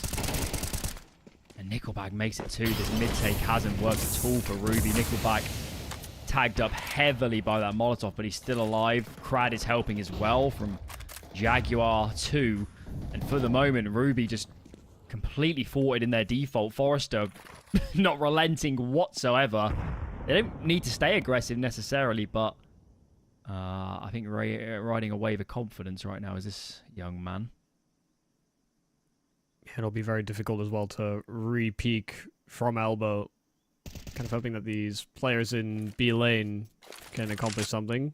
This could be a nice flash, facilitating that peek from Cade, but Forrester able to adjust in time. Does fall to the AWP of Moon eventually, but that's information garnered. I think he spotted both players outside of B, and so you can see Icy starting to rotate round. He's that last man standing to defend a potential A play. Winter just trying to creep, but Nickelback, a great angle. The bricks covering his position. And not a whole lot that Moon can do here. Once again, last man standing. I think he just caught the shoulder of Crad playing up close. He knows that a swing is coming, but he cannot hit the flick. Crad flooring him straight away with that M4. And Amcal looking solid. Not a lot of gaps, not a lot of weakness shown early. I like the confidence. Nickelback 7-2, Crad 7-1. Travis not far behind. And pretty much everybody Bad. fighting well here on Amcal. Only one not involved is Icy, who's 0-1, and I don't know, he's just not been in the right spots really. He'll warm into it, I believe. There's no one on A right now. Forrester's now peeling off mid. And a timely Molotov to hold Ruby at bay. Crad is calling to his teammates. I can't see anybody lane. Nobody mid either. Let's lean a little bit further. Icy on his way to pick up mid. Nickelback gives mid a re-smoke. Well, they're going to be fast on the flank when this hit comes in. Dex gets boosted, but nobody to find with that AK. Nades through. Flashes, and here we go. That's a great angle for the AUG. 2 for Forrester. Is traded in the end. Bomb plant, though, could be problematic. Always is on this site, and there's a lot of CTs in attendance. Cade's going to struggle to get much more out of this, and the CTs don't necessarily need to fight this terribly hard. There he goes. That's more like it. 4 alive. Not really looking at all for Ruby. Damn. Gotta commend Forrester for committing to the spray with the AUG there. Such a deep range of relatively slim line, and that's where the AUG can be so advantageous, but you know, I think many players would you go for bursts. But he was expecting numbers, and he found 2 very quickly. So yeah, overall, even though they started with nobody on A, they read into it rather quickly on the Amcal side.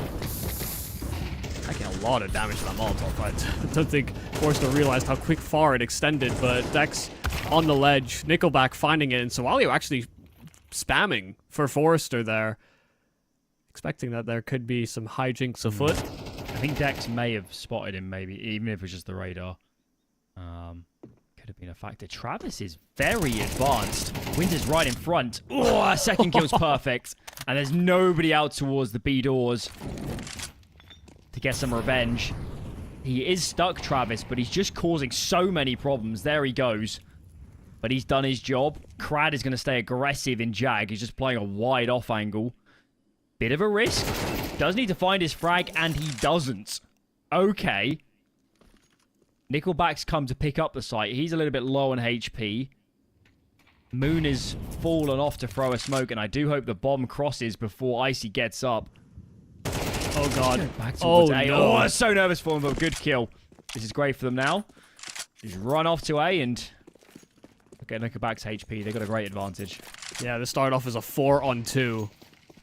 And these 2 men have fought hard to get it back into their favor. Nickelback creeping out from Temple. It's a 4K from Sawalio. Huge kills. And the one onto Crad really just opened up all these opportunities. Icy jumping up, caught as well, couldn't hit the shot. And Sawalio, one of those names we were looking at from that guild game, showing face for their first round.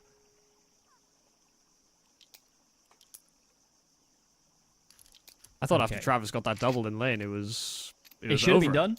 Yeah. I mean, he had... Granted, he goes down, but he's bought so much space. It's also the information. He got... As soon as he dies, you know pretty much where the remaining Amcal players are. It's all Crad, really. I just don't think he needed to stay aggressive. I don't think he needed to do that, and... As soon as he goes down, then you've got a big gap in the defense. So maybe some words along these lines exchanged between the guys. And this a little bit of a respite, but we're back into it. Orp on Icy. This round he is starting. Where are you? Over towards A this time. Can take an early line onto the A tunnels. Nobody there to greet him, but it does allow his teammates to be a little bit more confident staying in towards mid. Aggressive mid-take here from Ruby. Nickelback still fighting out in the open, but Forrester finds one through smoke. Dex as well, though, countering onto Crad, continuing to be aggressive into Jag, and find ourselves in this 3-on-3 where there's a lot of chaos towards middle, and does leave a massive information gap here for Amcal. Saw Travis walk down the B ramp previously. Did catch the Ruby players significantly off guard. But that bomb is not making its way over to where the brunt of the player base is here for the T side. Instead, they're relinking in through mid. That's where Icy has his AWP posted in Donut. This will be a hard fight. Moon trying to cross an Icy. Scoping in on time. Catches that bomb. The AWP down as well, and so they know they have to go and retrieve it. Icy retaking the same angle, and it's timed so well with that flash. Winter not quite ready for the fight, and they're going to try and overwhelm, and finally Dex getting a handle on the situation, but needs to recover that package. It's been encroached upon by Forrester, and he'll hold that high ground. Sure, it's a first round for Ruby after a 4K from Sawalio, but they're met right back with an Amcal defense. Great round. Great round from Icy. He was given a lot there. Had to balance players coming through A. He had to lock down mid on his own. I think there was a reload on B that held the rotator for a long time in that 3-on-3. But Icy did brilliantly. And I'll tell you what, Ruby has really struggled for bomb plants. There have been a lot of these half buys because they just can't muster buy after buy. Another round where mid, a player is fragged without any rebuttal. Go back, tagged up a little bit. Crad keeps dying, man. He keeps dying coming out of Jag. And luckily his teammates are a match to it, but getting a bit frisky, aren't you, Crad? Yeah, he likes getting in their face a bit. Just slightly.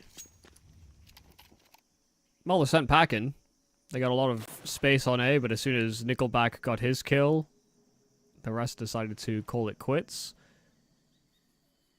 And the mid-prong couldn't link up. So, we'll see what Moon and Winter can get done here, but given the way that a lot of these rounds have panned out, I wouldn't say the chances or the prospects are looking too likely. Little jump spot there from Nickelback. Very hard to deal with when you're on those pistols. Winter does get his 1 kill, but there's Nickelback to sweep up the remainder. A nice 3-piece from Nickelback. Not exactly the player that you're expecting to leap off the page. You know, this is the in-game leader for the Amcal side. You've got Crad as an aggressive piece, Forrester, you know, very much a steady hand alongside Travis, and you've got Icy as a young star. Nickelback's the guy you really don't expect to be involved in much the same way, but when he's having a good game, this Amcal team can be quite terrifying. Where's the weak link if Nickelback is playing well? Yeah. It is, I mean, it was the same with the old one when lineup is. I do just look at the lineup and I'm just thinking, this could be good. Yeah. We're cooking with gas. I mean, especially if Icy turns out to be a prospect, it was certainly the case with the Deco lineup, but, you know, if Icy is even close to that caliber, there's still, you know, Forrester at his prime was maybe even a top 20 player for a certain period. Travis, an excellent rifler in his own right. Crad, yes, he's a bit hit or miss, but he's a bit of a wild card. If he's your sole wild card, you can kind of make it work. He's a bit like a budget Boros, really, is Crad. And then, yeah, you're saying if Nickelback maintains a decent individual level, it really is not a team to be trifled with. Yeah, I remember Forrester being my favorite player to watch on that Entropic team because it just felt like his timings were always great. Felt like he was a good litmus test for how good things were going in scrims and how good the team was going to perform when they were still Entropic. So nice to see that he's not shied away in this first map either.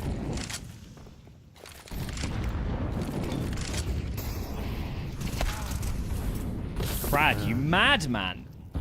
Oh my lord. Surely he gets traded. There's a nade here on Moon as well. How does Crad get to? How does Crad get to? Just Crad things.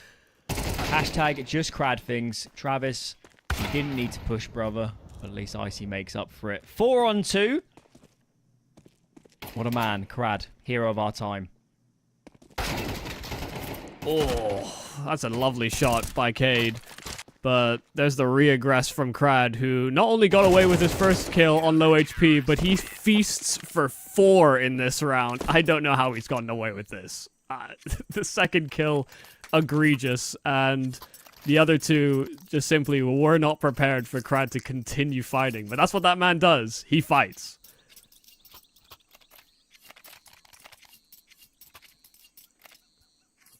Jeez, I mean, what are you supposed to do? Can't trade a low HP player. Can't stop him. I mean, I do think, a bit like Guild earlier, I do think Amcal are playing a little bit reckless. They're winning a lot of duels. They're making it work. But there is something in the back of my mind saying that I saw this earlier. Yeah. So I just hope they got a little bit more patience and that sort of jazz if it comes to it in this game. That's a good kill from Moon. That's what we're here for. But yeah, the rate this is going, Ruby, this is their map pick. For those that weren't here earlier, it was a pretty bad start up against the Guild Eagles. But it's just, I don't know, it's just the nature of these rounds. You've had the sole bomb plant so far, just the one round win, and they really are getting shut out quite a lot of Ruby.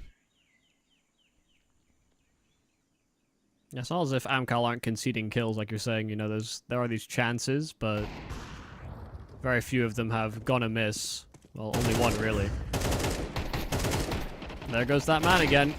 Brad, another kill, and there's Forrester to make sure that nothing else falls out of hand. Already double digits, and only one round remaining in this half. Ruby could really use at least that extra round for some cushion, some hope that you don't have to put all your eggs into a pistol-sized basket. But you're probably in that camp regardless of whether you're on 1 or 2 rounds anyway. Not the way I want to look at it, but my mind is already saying, I know they can play a decent Vertigo. And unfortunately, this is just so far gone, this, isn't it? It's maybe the map win is already out of the question, but I just want to see them play some Counter-Strike. I want to see them... They've played 2 afterplants in the entire half. One of them was on an eco round. They've barely had an opportunity to warm up the communication. It's a rough way to go into map 2 if they just can't get any traction. As you're saying, the rate we're going here, pistol round is obviously going to be a necessity to make this close to compelling. Heavy B-lean from Ruby in this round. They haven't defaulted elsewhere. You can actually see Winter is already looking back behind them. That's because they have no information. They have no idea where Amcal could be. And because of that, they're basically already committed to B. It's going to be really hard for them to pivot, and well, if Amcal get a read, it's going to be tricky. That kill's nice. I guess that opens things up. Yeah, Forrester immediately taking that spot. This is uncomfortable. It's the first time they've gone into Jag with no contest from Crad. Why is he giving us this room? Smoke now down as well, and they tried to line up the pre-fire, but Crad spams right back. Another player trying to emerge out of that smoke. Crad spamming his whole magazine, but Cade doesn't come through that smoke. Doesn't capitalize on the reload and gets him another chance at a fair duel, but back into a 2-on-2. Travis, though, answering from long, stopping any presence on the bomb site, and Icy is coming in from behind like a boa constrictor. It's looking like Ruby are all choked out. 7 seconds. Travis swings, and he'll find the kill. 11-1 at the half. Amcal with a massive statement. We'll see how things go in the second.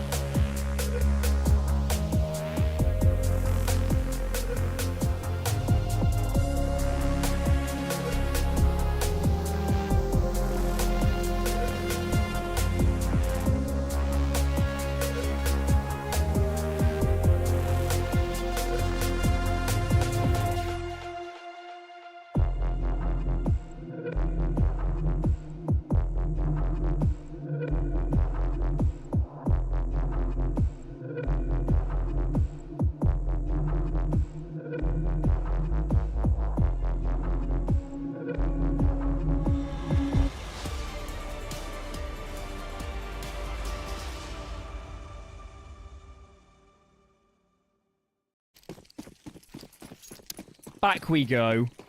Not been the best start for Ruby here on their map pick, of course.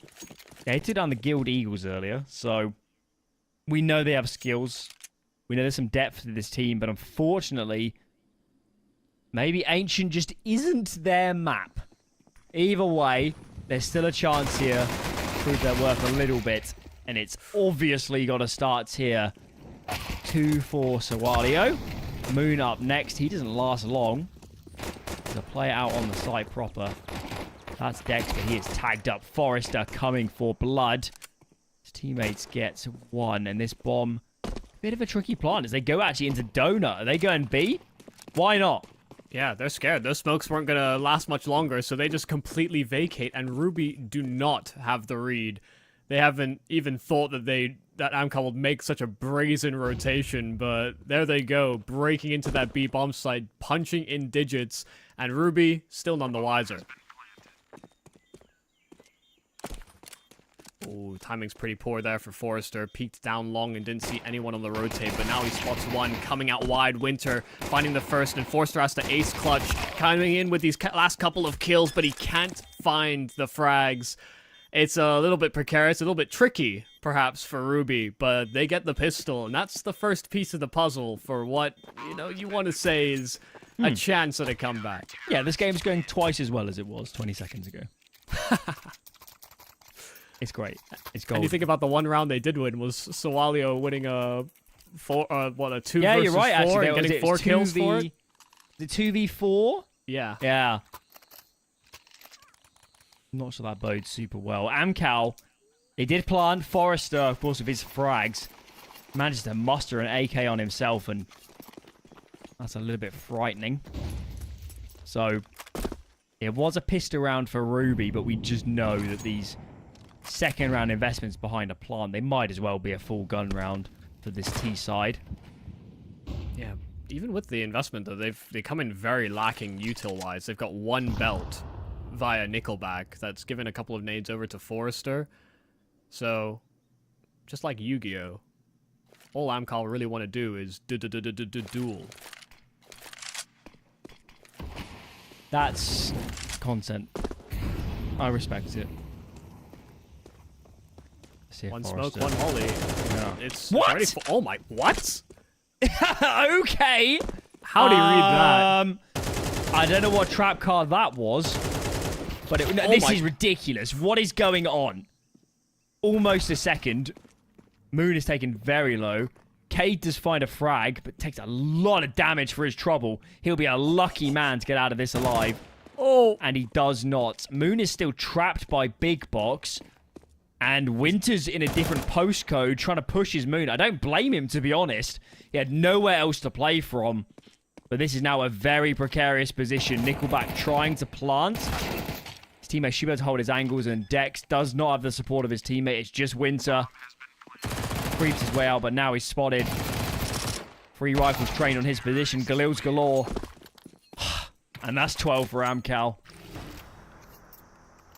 I know Forrester only got 1 kill, but he does a lot of work from his sort of solo lurk inside of A main. 1 smoke, 1 Molotov, a spam, and I mean, he almost gets 2 from the exact same position, kind of the exact same play. Feels like he kind of single-handedly delivered around there for Amcal, weakened up those players so heavily.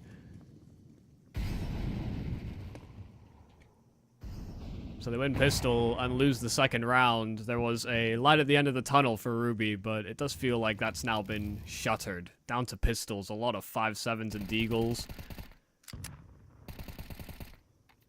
Gonna have to hope that they can find a quick kill, catch one of these Amcal players, at least slightly unaware. And they do find some good damage onto Nickelback, who is holding very defensively for a swing.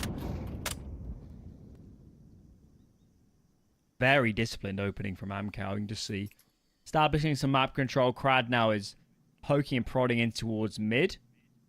What have we got here? We've got a boost out of A main, a higher-lower sort of setup. And the troops are being called over. Forrester. He's bringing the men in. I want to see how they play this setup. Who's going to take contact? At the moment, it's Sawalio. up first. Is a teammate as well in Cade in Donut. And let's see if Forrester clears. Out he goes. Headshot is immediate. That is beautiful. Second player runs right into the jaws of death. And in this round alone, at least we're seeing some fire, some life, some excitement out of Sawalio. Crad, he was the mid lurker. Now trying to come into play. It's 20 seconds. It has to be this A bomb site, and it's not going to be. Icy maybe even Shafinka saving. And Ruby, by hook or by crook, do make it to 3. How does Sawalio do it?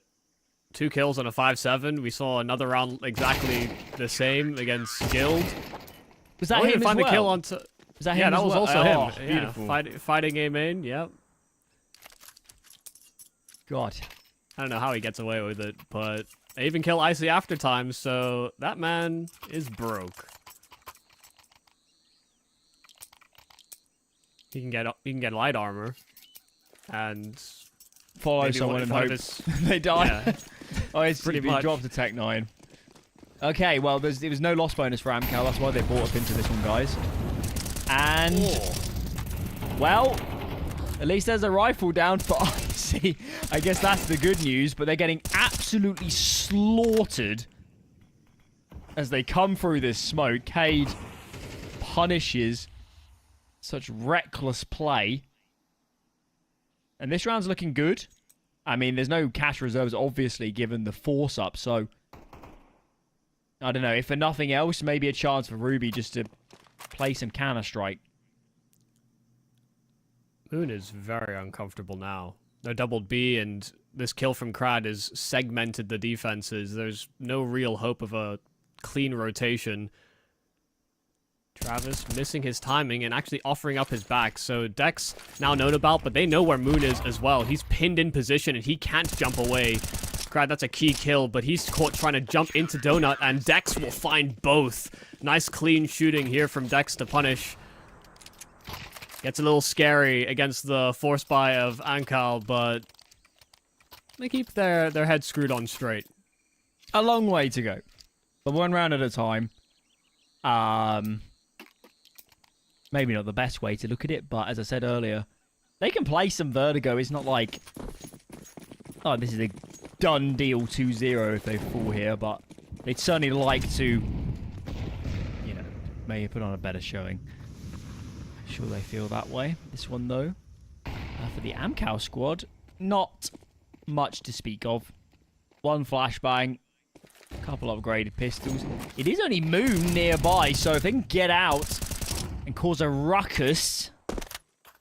Oh, they did the strat. The bomb was over towards B. Yeah. You know, honestly, I respect it. Why not? Hey, if there's ever a team to try and pull it off against, it's one that kind of lacks experience or doesn't think you'd even dare try it in an official match. Ruby were very quick to sort of over-rotate versus Guild as well, so potential vulnerability there, but not getting caught by it this time. I'm getting nervous now, though. Guns are out. Amcal, certainly not foreign to playing T-side. Ancient, a lot of these players, so expect good things. That Molotov, not really extinguished, is in the end, but they take a lot of damage for their trouble as they're flying off Catwalk. Cade here really wants a duel, but is kept at bay by this smoke. So mid-control for Amcal, but a lot of util invested down to the one smoke remaining. And the way they're headed right now, this is the more heavily laden bomb site. There's 3 in defense. Yeah, it's a bit weird, though. That long player watching for a potential wrap in through Red Room. That's a vulnerability. K getting smoked off at every segment. And Travis and Crad have brutalized on the entries. Forster held his spot and was ready for Moon to swing from long late. That is perfectly executed. All 3 entries here for Amcal. And while Crad dies on ledge, this round is looking well cooked for Ruby. A flank from Spawn that Forrester is cognizant of. He doesn't have the health to trade, so another teammate will take his place. Soalio now making some steps. And even though the flash was lined up, Forrester's got it pinned in. A second frag. He's on 20 and could just well make it 21. Cade swinging in from ledge, and he gets the double, but there is no time, no space to make this work. He's only just trying to save his stats, and stats are going to be stopped at simply those few frags. It's a blowout here from Amcal. They dominate on the first map in the series. It was selected by Ruby. Ancient is Amcal's, however. Yeah, I mean, in the grand scope, Ruby is not a team that's heavily experienced. We're not, most familiar with a lot of these players. So you definitely could look at this matchup and say, maybe this is par for the course. It's just because what we saw earlier, we just know there's some strong individuals here. So for Amcal to essentially bully them in this game and to play a loose, aggressive style on the CD side and win so many duels, they just had a lot of ways to win here. Is the truth. They could win individually. They had some T-side rounds where they did drop the pace and it looked really good too. So I think Amcal, as we've mentioned, they're set up perfectly in this qualifier. They've done exactly what they need to do here on Ancient, and it's pretty hard to see it going any other way on Vertigo, isn't it? Yeah, they've got a solid roster on paper, and they haven't come in slow like some of the other teams that, are kind of in similar positions. I think right now Amcal look pretty in the groove of things. Against Incilio, they dropped 7 rounds out of the total 26 that they won right back. And here, sure, it's a little bit more competitive on Ancient, but only barely. So it's a good look for an Amcal team that are relatively newly formed out of the remnants of some of these other CIS rosters that we've been following over the past couple of years. Yes, indeed. Ancient then in the books. Up next is Vertigo. That is Amcal's pick. Still plenty of action on the other streams if you want to go check those out as well. Either way, quick break for us, about 10 minutes. Then we're back for Vertigo to see if Amcal can get this done in 2. We'll see you then.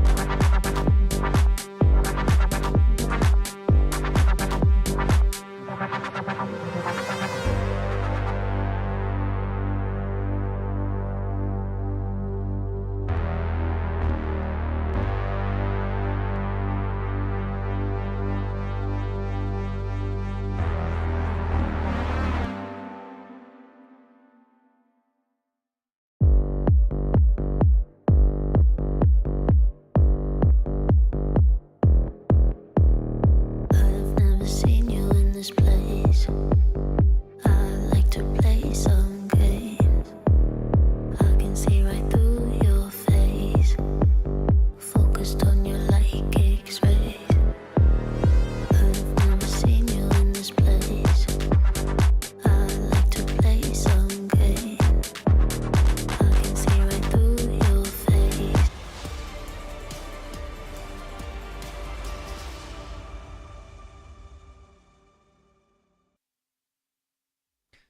Welcome back to the IEM Chengdu European portion of the closed qualifiers. It's just day one.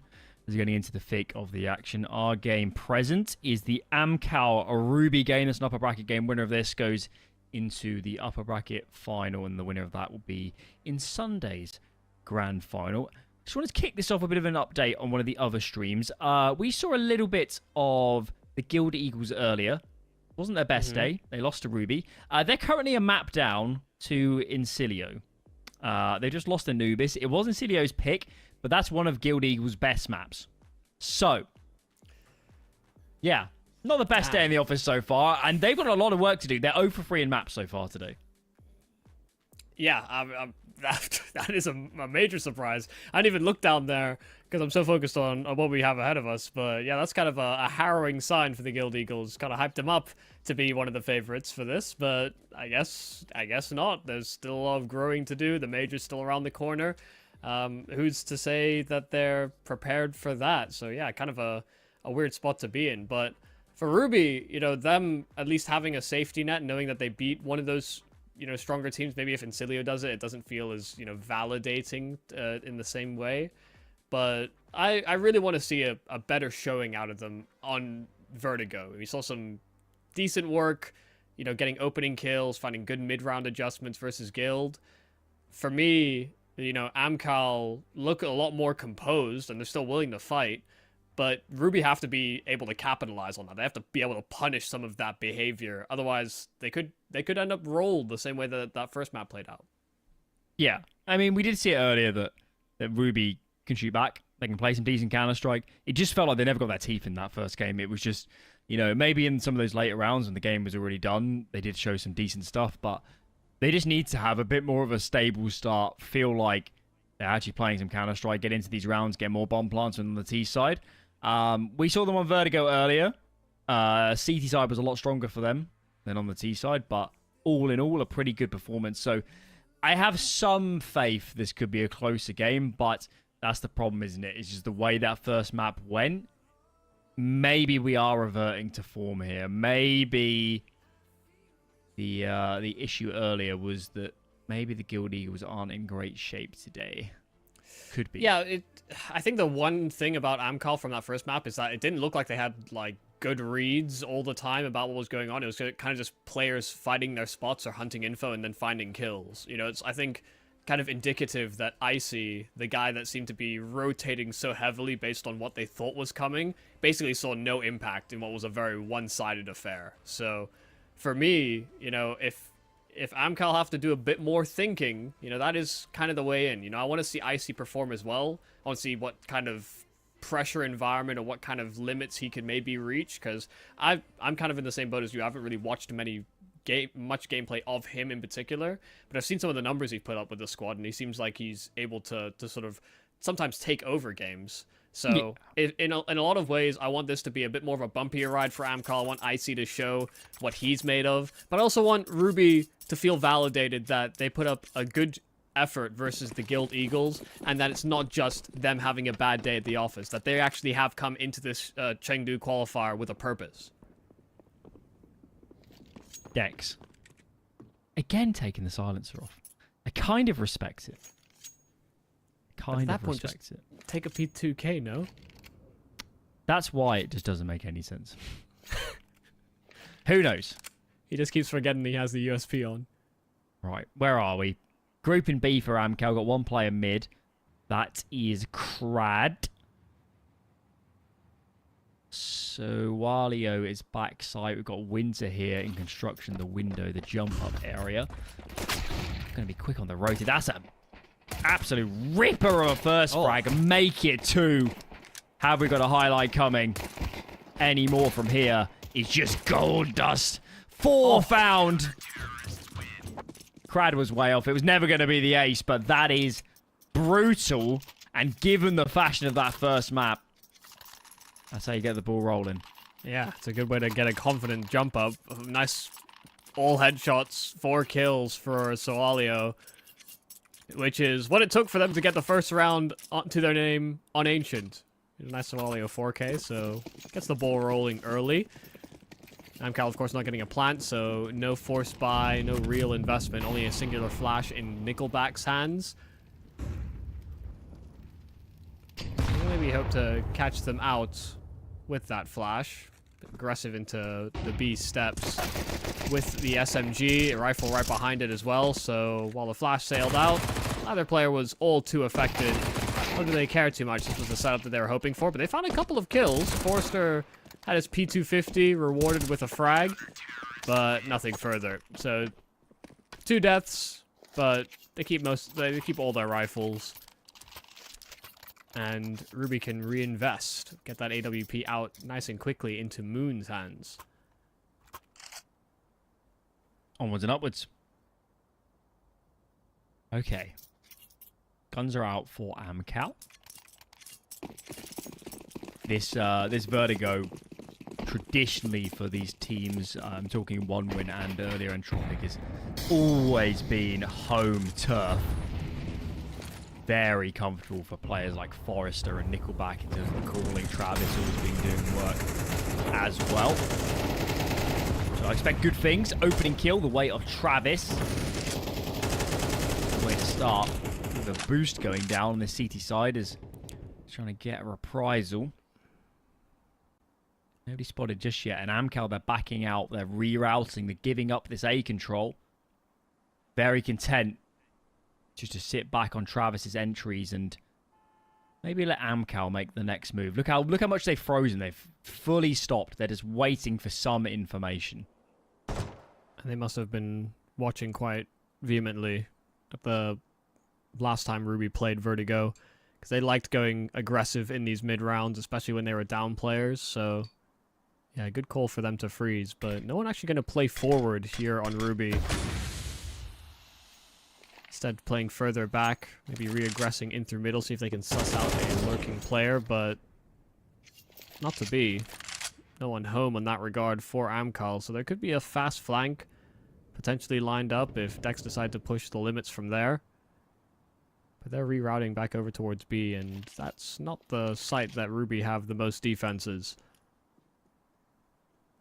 Completely vacant. Dex won't get here in time to really stop it. He jumps out, spotted generators. They know that he's out and about and trying to fight around that smoke. He'll find Travis, and that bomb planter does still commit to the plant, but that's a lot of good damage out of Dex. 2 kills and the headshot onto Krad does weaken things up for the retake.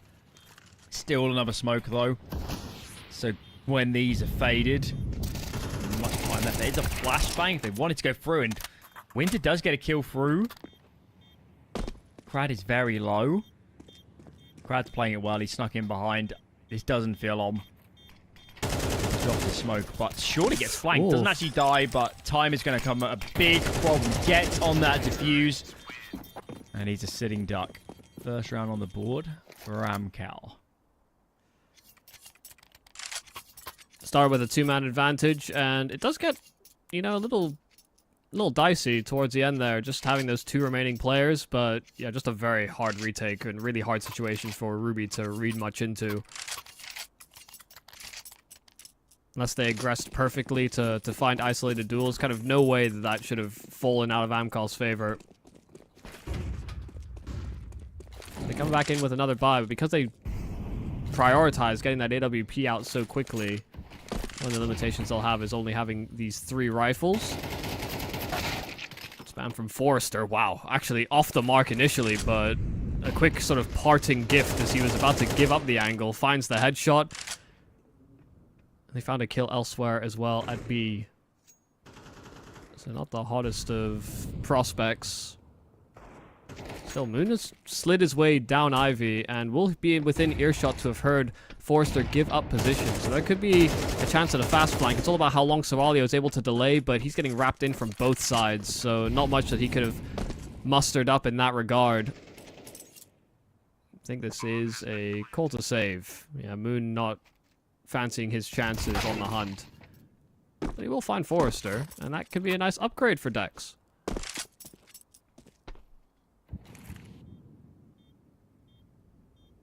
Around he comes. But Amcal starting to spool up. Fully bought in Marubi on this one. Of course, they didn't save a great deal, anything at all, coming into this round, so it's never going to be easy to muster a good buy. Dex is still on a FAMAS for now. But he can find an AK. Yeah, he's going down and picking up that M4. There we go. That's more like it. Okay. See, they bought all of those rifles into that round off of just the reserve cash that they had floating. Because they didn't save anybody. It was the 1 versus 2. They died. And I feel like they actually could have taken a save and actually came out with a decent buy, but it does make the buying pattern a little bit odd. So maybe not feeling the most comfortable in doing so. I mean, if you want the honest truth, I think they should have saved in the before it went to an afterplant. The player that committed around Gen. Yeah, he got 2 kills in the MP9, but that was a 1 in 10 move. This is a interesting triple boost, though. Why not? I assume he's fully accurate up here. Yep. Oh, Travis saw. Oh, God. Moon takes a headshot, but he doesn't die for his troubles. That does not look like the best triple boost. It's also, when you're playing those sort of angles, it's really critical what's behind you, because it's like, how easy are you going to spot the head? And I feel like big blue sky might make it a little bit easier if you know if there's some tarpaulin or whatever concrete behind. It can be a little bit more tricky, but human eye and all that, I think it stands a much better chance of spotting that boost just because it's so illuminated. Yeah, something is out of the ordinary here. Where are these rifles? They're both here? Yes, they are. Okay. One towards Ivy, one's behind these players on the crane. There's no flashes, so they'll just be playing off contact. And then they're just going to swing. Off they go. See the sandbags molly, and the game is afoot. 2 kills make it 3 for those rifles, so it's not a bad day in the office. The problem is, Pistol's not getting anything out of that. It's just Sawalio. All the guns are dropped from the other side of the site. Trying to find a head. Decent try. But not to be, and Amcal survived. Yeah, I mean, considering the work that Sawalio put in on the pistol round, thought he had more than enough shots, really, to punish Forrester out in the open, but just couldn't pull it together. Getting aim punched in between shots as well doesn't help. So yeah, back in with a full buy. We'll see whether they want to get aggressive. We saw a lot of early fights being taken by Sawalio over at B, kind of punishing Rigon for kind of aggressive defaulting. So Dex as well do good work on his sort of mid and A defenses. It's a quite passive start from both sides. Neither really running with the spawns nor pushing their limits as such. Nice little late take of ramp though, and Cade's overwhelmed. Moon wasn't in a position to really support. Just gets that Molotov down to stop any sort of presenting progress over to this A site. And he does have a teammate now backing him up, covering off his short side. This is where Amcal are more than comfortable to freeze and just let them run with 0 information.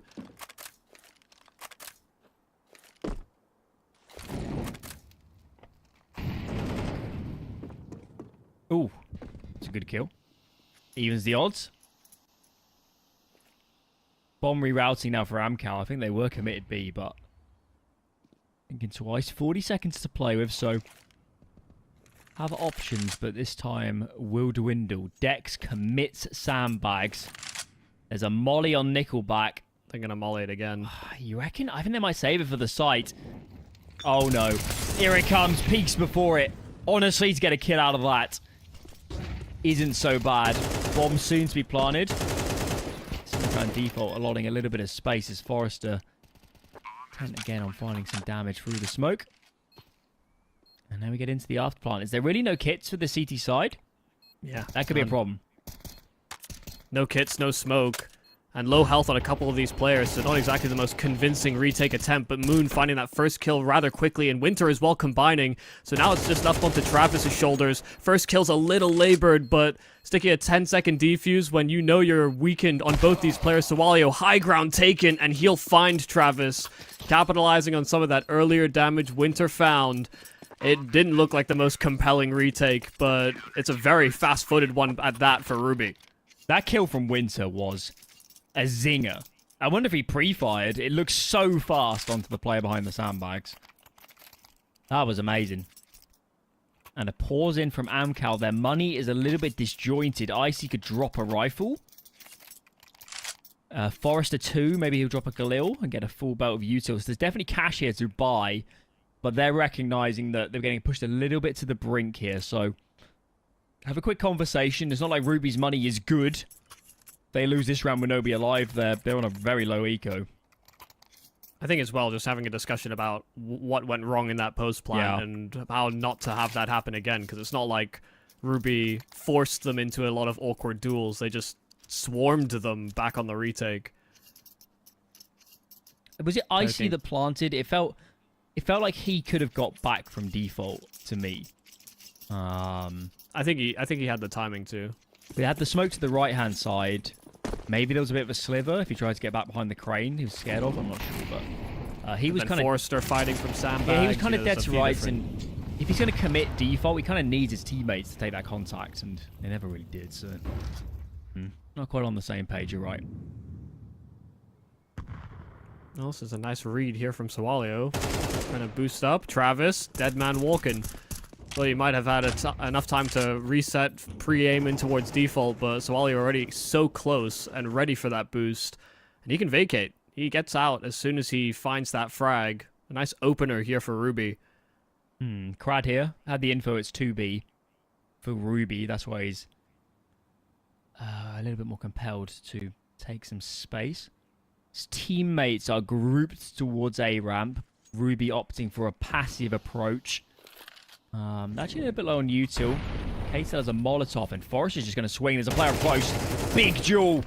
Nickelback, the player to win that. Makes it 2. Forrester, the point man, but it's Nickelback to find the frags. And this defense is falling apart. This was a man advantage for Ruby. Smoke goes in from Dex, but at some point, Crad is going to spring his trap as well. Here comes Crad in from behind. Sawalio's down. It's a nice kill from Dex, but they're getting absolutely strangled here. Crad will be in soon. They're just going to stick the defuse. No way. Icy, he does peek. Okay, I was getting nervous there. Winter finds 2. He's not planted for Crad as he gets on that defuse. Crad, you need to peek. You need to peek. How on earth have these guys pulled off the retake? Ruby, despite being completely surrounded, somehow win that. I'm in awe. First player out, sticking the defuse at first, must have thrown Amcal into an absolute panic. There's no way they'd stick it. They know Crad's on the flank. They know that we're still ramp. And sure enough, he stuck it. And then, yeah, like you're saying, it wasn't planted for Crad. And Crad just didn't believe he'd stick it when he knew he had bad position. Wild. These players are not batting an eye in the face of death. I know that rounds are all that matter, but here's the slow creep up from ramp. Forrester leading the way and had Nickelback alongside him. It's that 1-2 combo. Once again, they break into this A bomb site, but this time with a man advantage and everybody here to play. But Travis oversteps. That was on B. Travis was just trying to lock down, the lurking presence, and he does lose that duel, so it is even. Should be an advantageous scenario for Amcal, especially if they get this kill. Yeah, okay. The smoke is annoying. It causes some problems. I don't see a kit on the CT side, and there's no way they would have won the last round without that. So it is a nice round from Amcal, and as much as they lost the after plant before this, they did learn a lesson, didn't they? That you can creep up A unsighted and just swing, and it works twice in a row. At least the execute itself. That was a good call. Yeah, I got real nervous. I thought Travis was a part of the pack when they started taking deep space in towards CT and challenging towards elevator, but yeah, there's a greater amount of composure and good recognition of a gap in that Ruby defense. The money's gone for Ruby. Look at this force buy. It is dreadful. Body armor, pistols, coupled smokes already being deployed. This is not easy on the eyes. Cade has pushed. He must have pushed mid and got down ladder. Okay, maybe he can spring a trap.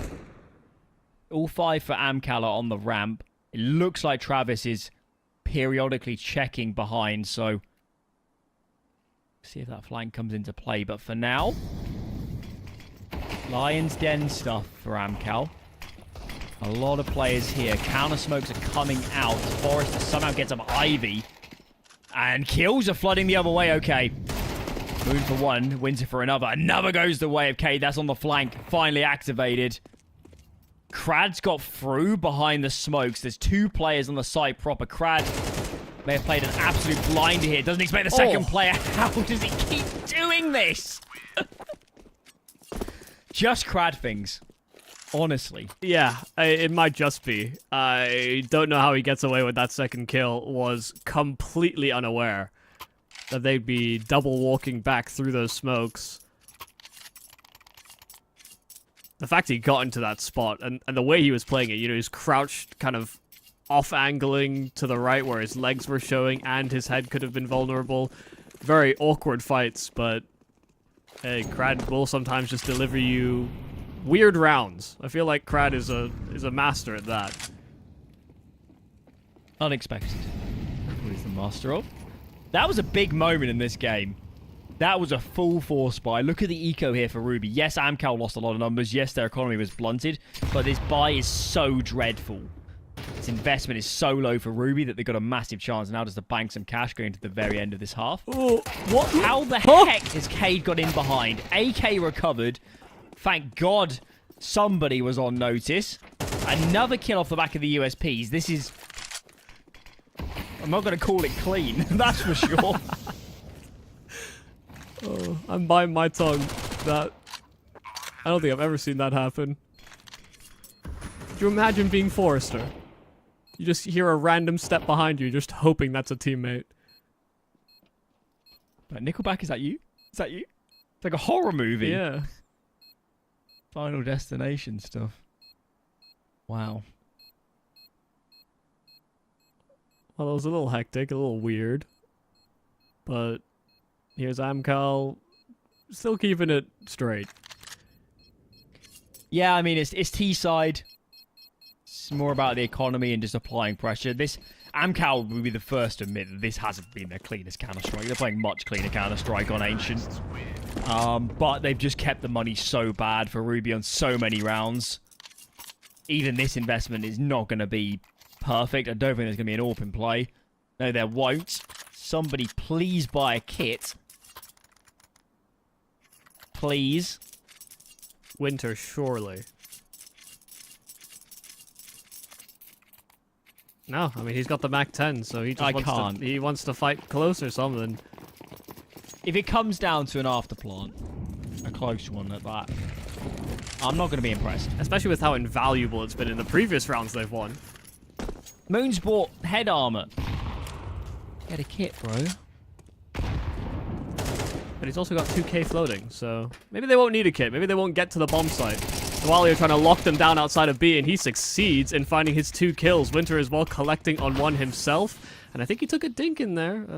Took a bit of damage. Maybe the head armor helped. Very nice.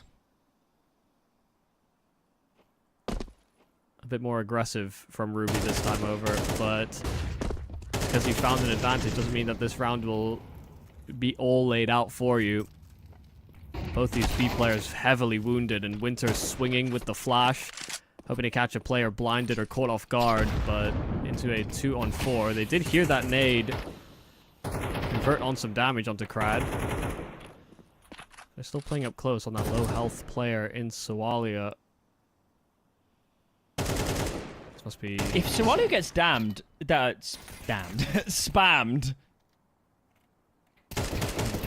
despicable word to Crad. Okay, this player's really low too. No, not to be. But yeah, I mean, we've seen quite a few rounds of Amcal defaulting up A and whatever, getting aggressive off the back of that. So it was nice for Ruby not to allow Amcal to play their own round. They just decided we're going to fight B lobby, and that was just what the doctor ordered. They may not have had kits last round, but they have all the money in reserve to have kits on everybody now. Last round of the half, Amcal, of course, coming in with another buy. They still had floating funds. See if this is a little bit more successful. Ruby looking to get aggressive over towards ramp, just fighting out in the open. No ramp smoke, no nothing. They do slide a player down to bottom ramp. A nade, a flash. They're going to see if they can keep these players back from the entrance of A. Forrester is playing it safe. Jump spotting, trying to throw some utility to keep them busy. Cade for now will not be the one to move, but actually kind of forced back. Smoke actually hits him as well. Meanwhile, Travis aggressing into the B bomb site and finding the double entry. That's exactly what Amcal needed. All his attention drawn towards that A bomb site. And it's Travis that takes the space, takes the room, and finds some open territory to play off of. Flash in, Crad playing close to the gens, and he'll floor Dex just trying to play ahead. Cade can win this round. Cade can still do this because he passed Forrester ships in the night on A. Oh dear. Forrester fought. There was nobody there. I guess they might be scared of a mid push. It's the only thing that could stay in Amcal's favor. Oh, it's so labored. What a shame. Had his teammate stayed alive, maybe something to be done, but not to be. Final round of the half goes the way of Amcal. Very close now to sealing their place in the upper bracket final.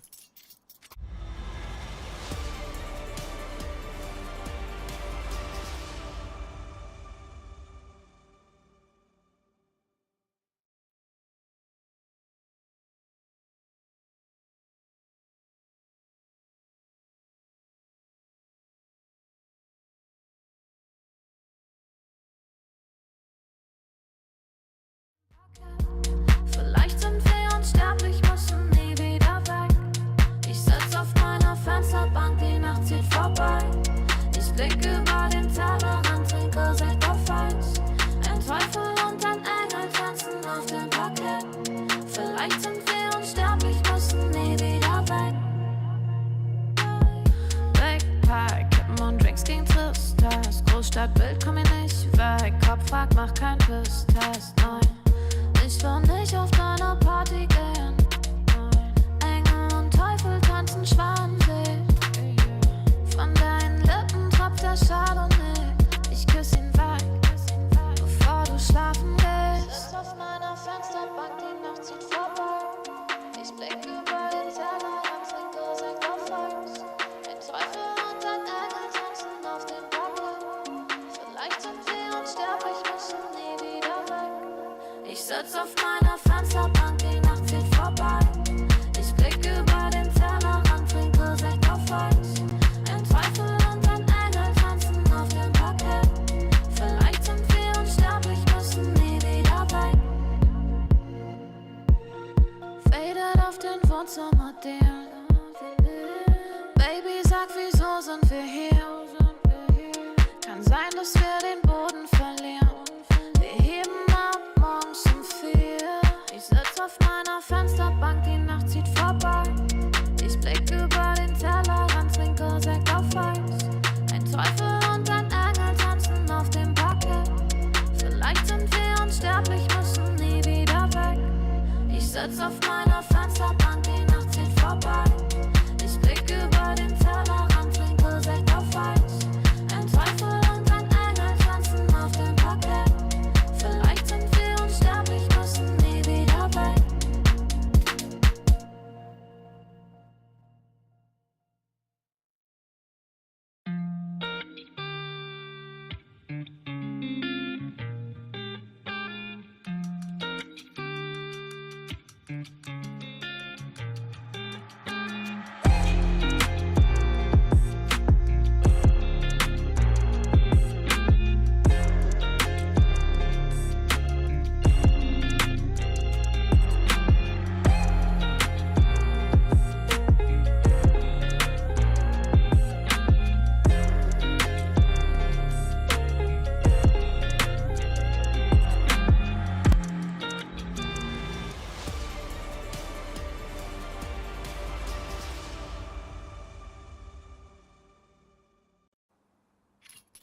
Welcome back, and I'll tell you what, I've just had it in my ear from production. They are so eager for this to still go the distance. They'd love Ruby to make a comeback and keep this series going. Yep, I heard the exact same thing. It's an eyewitness testimony. And I can't blame them. Ruby have shown some compelling counter-strike today, but not so much against Amcal. Some rounds of recovery, sure. This pistol would go a long way. Travis playing close, and the flash timing could not have been better placed. Nickelback in support. In fact, the secondary flash does even better. 2 more headshots here for Travis, just gunning away on these dualies, and a player underneath the Dex. He was going to go cleared, hitting the quick headshot, dealing with Travis finally. But Ruby starting 2 men down in a pistol where they were set to try and make something happen on B. It's now been ground to a complete halt. That was illegal. You can't do that, Travis. And that has not done good things to Ruby's chances. Even if they lose this pistol, a bomb plant is sort of massive value, and Forrester has another death. But it's a nice kill from Dex, but 7 HP. I don't rate his chances all too much. 30 seconds left. It's got to be B.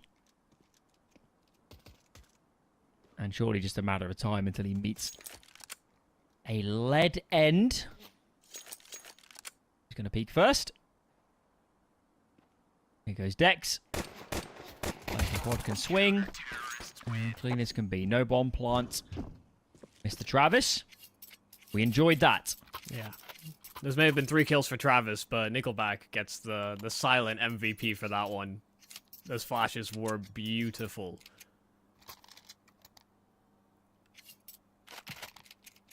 Just surprised how efficient the second flash was as well.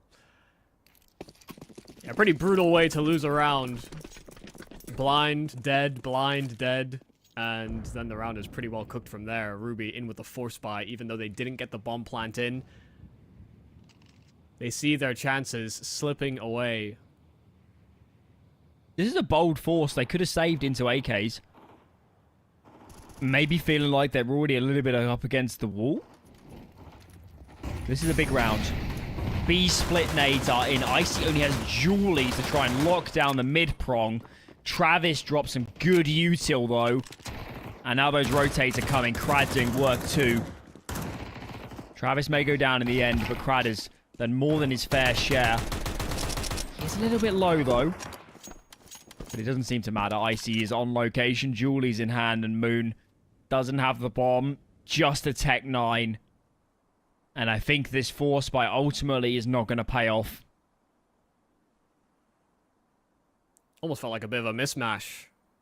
Winter sending it over the window when it was Molotov'd, while some of his teammates just lingered around that smoke, waiting for the Molotov to disperse. One wants to keep the pressure applied, the others want to slow things down. And Moon here on the slow HP. Not much of a hope against the M4 of Nickelback. Even if he'd hit the headshot, not enough to put him in. So Amcal, yeah, they deal with that force buy pretty handily. Yeah. It's all the util, isn't it? Because I guarantee you in the dry runs, Ruby run that strat, and they're like, this is incredible. This is amazing. Yeah. They didn't the mollies are down, the flashes are over, we're swinging over. And then, it's the old adage of no plan survives first contact. It's like, well, what happens when somebody puts a smoke down on that Molotov on the window area of the ledge? How do you react? Some of them cancelled, some of them were in 2 minds, others were going over the top, and as you're saying, that's the biggest crime, is just not being on the same page. That is a death sentence. And they paid a heavy price. This round, heavier eco. They have managed to produce a hero AK. That's on Cade. I think I'd like to see that on Dex, to be honest. But even so, the Tech 9 from Dex is doing work okay. Maybe we should pay attention to this round. So kill back from Nickelback. Still in it with equal numbers are Amcal, even with all that aggression, those 2 kills from Dex. There's maybe some territory to be gained over at B, but Travis is still holding a deep line around those generators, waiting for a potential lurk to pull through. They know that this hasn't been a commitment in from Ruby as of yet, but they still don't have a firm read. Nade is decent. Some damage done, but now a step given over via Sawalio, so should have reinforcements coming his way soon enough. Travis, nice first kill. Player closing the gap is Moon on that P250, and they just cannot line or find Travis on this bomb site. Even with that recovered rifle, Travis outguns them all. Elusive. Elusive. They made a couple of these rounds compelling, Ruby, on their lesser buys, but no cigar, and you know, with MR12, we're running out of scope here to turn this series around. This buy is good. Moon has no util, that's presumably because he dropped the AK a little bit earlier. Okay, let's see how they want to default. 3 towards A, early nade is from Dex. Dissuade any aggression in towards yellow, out from Ivy. There's something behind the smoke. His teammates behind him holding the ramp side, and Icy finding a dual one found. Surely gets spammed. I can't believe he's not dead. Surely Dex is going to finish off. No! The damage is massive, but no frags. I thought for sure he was going to either hunt down that AWP or catch Nickelback off guard, and he ends up with neither. Neither of the reality we sit in. I could have been a way back in an equalizer, and instead it's 2 to the worse for Ruby. Oh, and Forrester has collected on another kill. Yeah, Set it's up crumbling, for the isn't it? It's crumbling. I guess with a plant, they can buy again in the following. It's just they're running out of rope before they fall off this cliff, off the skyscraper. It definitely feels like it's headed the way of Amcal this game, and in a fairly dominant fashion too. There are low HP players on this site, but I just don't know how you find them. Icy is so far back. The rotates are through. Icy, despite the low HP, still finds a frag, and this bomb is not getting planted. Nickelback is acting as the death blow. He's going to catch Winter off guard as well. 5 players alive. Crad even grabs an AK for his trouble, and it's just a shame because I really don't want for the people watching, that were watching earlier's game, for this to jade it. Ruby really did play some great Counter-Strike, and, you know, there's different styles of teams. There's the adrenaline spikes of going through that first series. Maybe they left a lot on the server, and it's going to be a little bit depressing, isn't it, if it ends in this fashion. Yeah, a bit deflating after a moment of elation in that first round. They've been brought back down to earth by Amcal. But they've done more damage than Incilio did. Already 5 rounds, but that's not saying much. That's just all the testament to the strength of Amcal at the moment.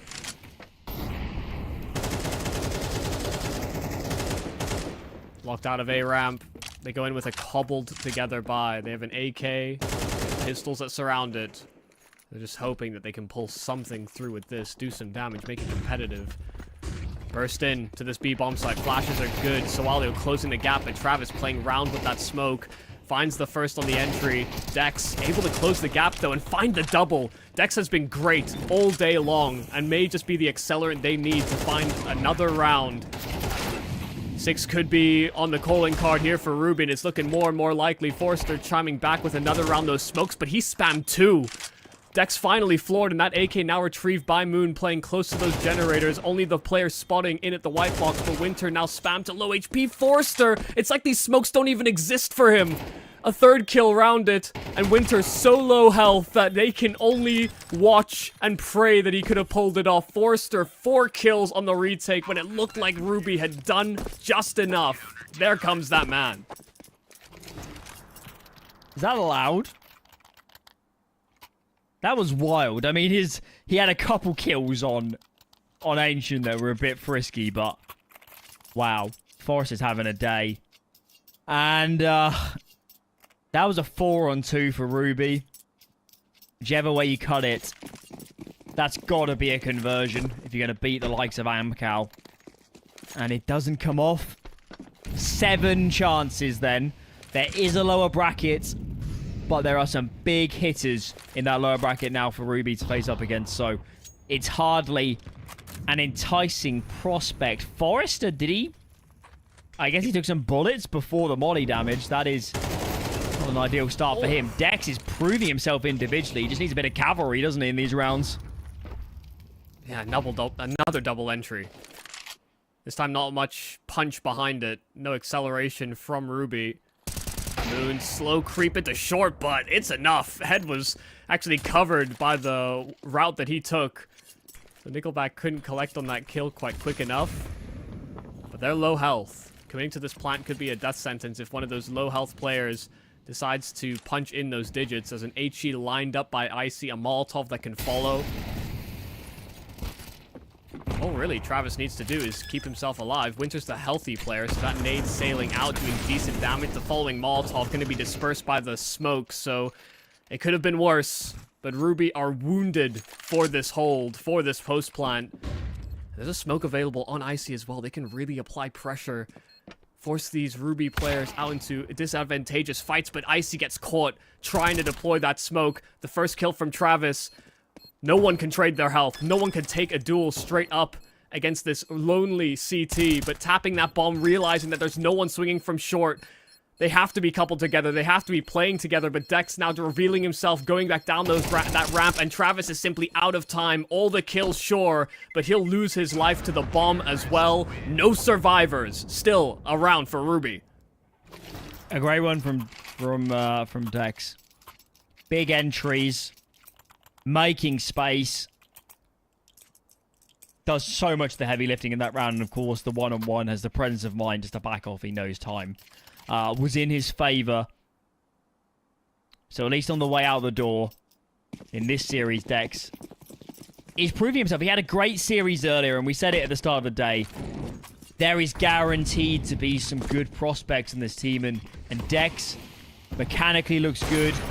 Has shown himself to be, you know, a good decision maker as well. I'm sure he's got a bit to learn, but has had his great moments today. So no matter where this goes in the end for Ruby, what a day it's been for Dex. And do not underestimate the power of just having a couple good days in one tournament. As soon as somebody takes notice, that can be all the difference. Well, he won't have much to say in this round. Neither will Moon, both floored by Forrester. They might have won the last round, but they came in with such little utility. Smokes and flashes, that was about all they had to muster around these rifles. No one bending down to a Galil. Everyone wanted AKs, and they may bite the bullet as a result of it. Forrester even finding a third frag. Nickelback was swinging with him, and they're just confined to short. Icy's boxed them in. It's only Sawalio. It was a commendable effort, but Amcal are here to play. Sawalio, one kill, but Nickelback there to answer. It's a 13-6. It's a complete shutout in our two best of threes that Amcal have played today. They look solid. That best of three was shorter than Amcal. No, sorry, Ruby. Ruby killed Eagles map 1. Yeah. That is pretty brutal stuff. Yeah, I mean, you take a bit of perspective and you say, where are these teams, where are the experience levels? It's not a wholly unexpected result. I mean, obviously, from what we saw earlier, we expected it more from Ruby. But, Amcal, they did their job. They played fairly disciplined Counter-Strike when it came to shove towards the end on these maps.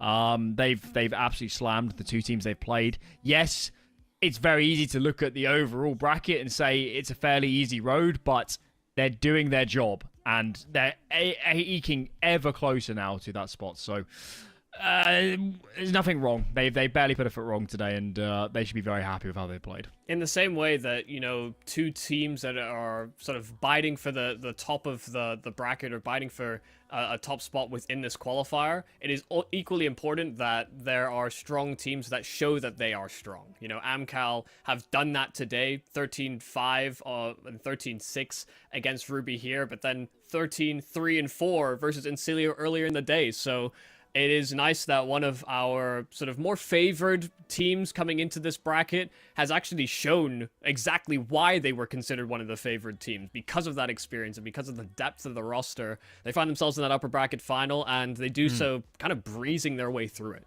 Let's run through these other games very quickly. B Stream is the other upper bracket game. That's Namiga Espionage. Namiga has taken map 1. That was their map pick. We're currently on Nuke, going fairly close. Namiga slim lead on the T side, so maybe tune into that. Seems like a fairly close game. Lower bracket, BetBoom Forza. BetBoom won the first map. That was Forza's pick. They're currently on map number 2, and BetBoom looking a fairly strong position there. And finally, Guild, who, of course, as we mentioned, did seed the first map. They've just had a monster T-side in response on Mirage to prove a point, perhaps. So, lots of Counter-Strike still going. But as we've mentioned, the way this bracket is shaping up, it looks like, for me, it's going to be an Amcal in the grand final, and then whoever survives this murder's row of a lower bracket. I'd love to see a BetBoom Guild match when both of them are playing a little bit angry from being in that lower bracket. That would be great. Yeah, I mean, that's probably the sort of projected lower bracket final, but all about whether or not they can get there. Like you said, Guild trailing a map, sure they might equalize, but who's to say Incilio don't cause another upset within this bracket. It's quite an interesting track we have kind of laid out because of those opening round games going in such a peculiar way. But I'm all here for it. You know, more teams that can look like they can throw hands versus squads that are going to be at the RMRs, going to be at these other international opportunities where some of these guys don't always make it through those run-ins. You know, IEM Chengdu, this European close qualifier, could deliver on a team that people may not have had too much knowledge about. Yeah, and if you're a Ruby, an Incilio, maybe even an Espionage, just getting the chance to play in this sort of qualifier and play some of these top teams, and you know how often you get to play a series against a top 30 team. It's that's invaluable experience. I mean, the Ruby guys have, I doubt they've played many games of this sort of caliber, and they played 2 in one day, so a lot to learn. A lot to feast on in the demo reviews, and maybe tomorrow we're going to see some more good CS from them. Either way, that's going to wrap us up here for the A stream. Of course, there's more games tomorrow. I believe it's the same start time, which was 2:30 UK. That'll be 3:30 Central Europe. So you've got about, I think you've got about an hour. Or maybe that is the exact same time as the Katowice game. Either way, just have all the monitors going, all the streams going. Watch all the Counter-Strike. Any other closing thoughts for the day, Michael? Yeah, there's a lot of Intel Extreme Masters to cover, a lot of Intel Extreme Masters to watch, so may as well just take your pick of the litter. Yeah, I mean, we'll all have Intel processors by the end of this weekend. That's all I know. That's all I can deduce. Either way, yeah. 2:30 UK tomorrow, 3:30 Central Europe, of course. Watch Katowice. They're the big games. That's what Intel really wants you looking at. But keep these on the side. And maybe you'll know who's off to Chengdu. Either way, that's enough from us. Stream will be back on tomorrow. Not us, but games going on. We'll see you then. Don't miss all the Counter-Strike action to come over the weekend with ESL. Good stuff. See you then.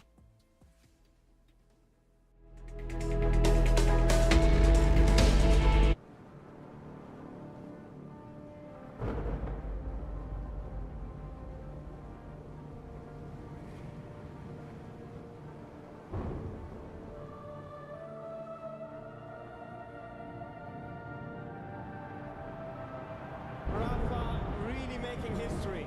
Absolutely phenomenal. And Ace is the champion of the Intel Extreme Masters World Finals. Storm's still not quite done. MC is going to take this fight, though. 3 seconds left. Last 2 rounds of matches got us started well for ESC. And this is a massive move for Zez, but he's not content with just a Nexus kill. He wants to win. And it's all done. A flawless win. Unbelievable Rogue with a 4-0 victory over Classic. And they did it again in the grand finals. It's Norby! Give it up for your Intel Extreme Masters World Champion!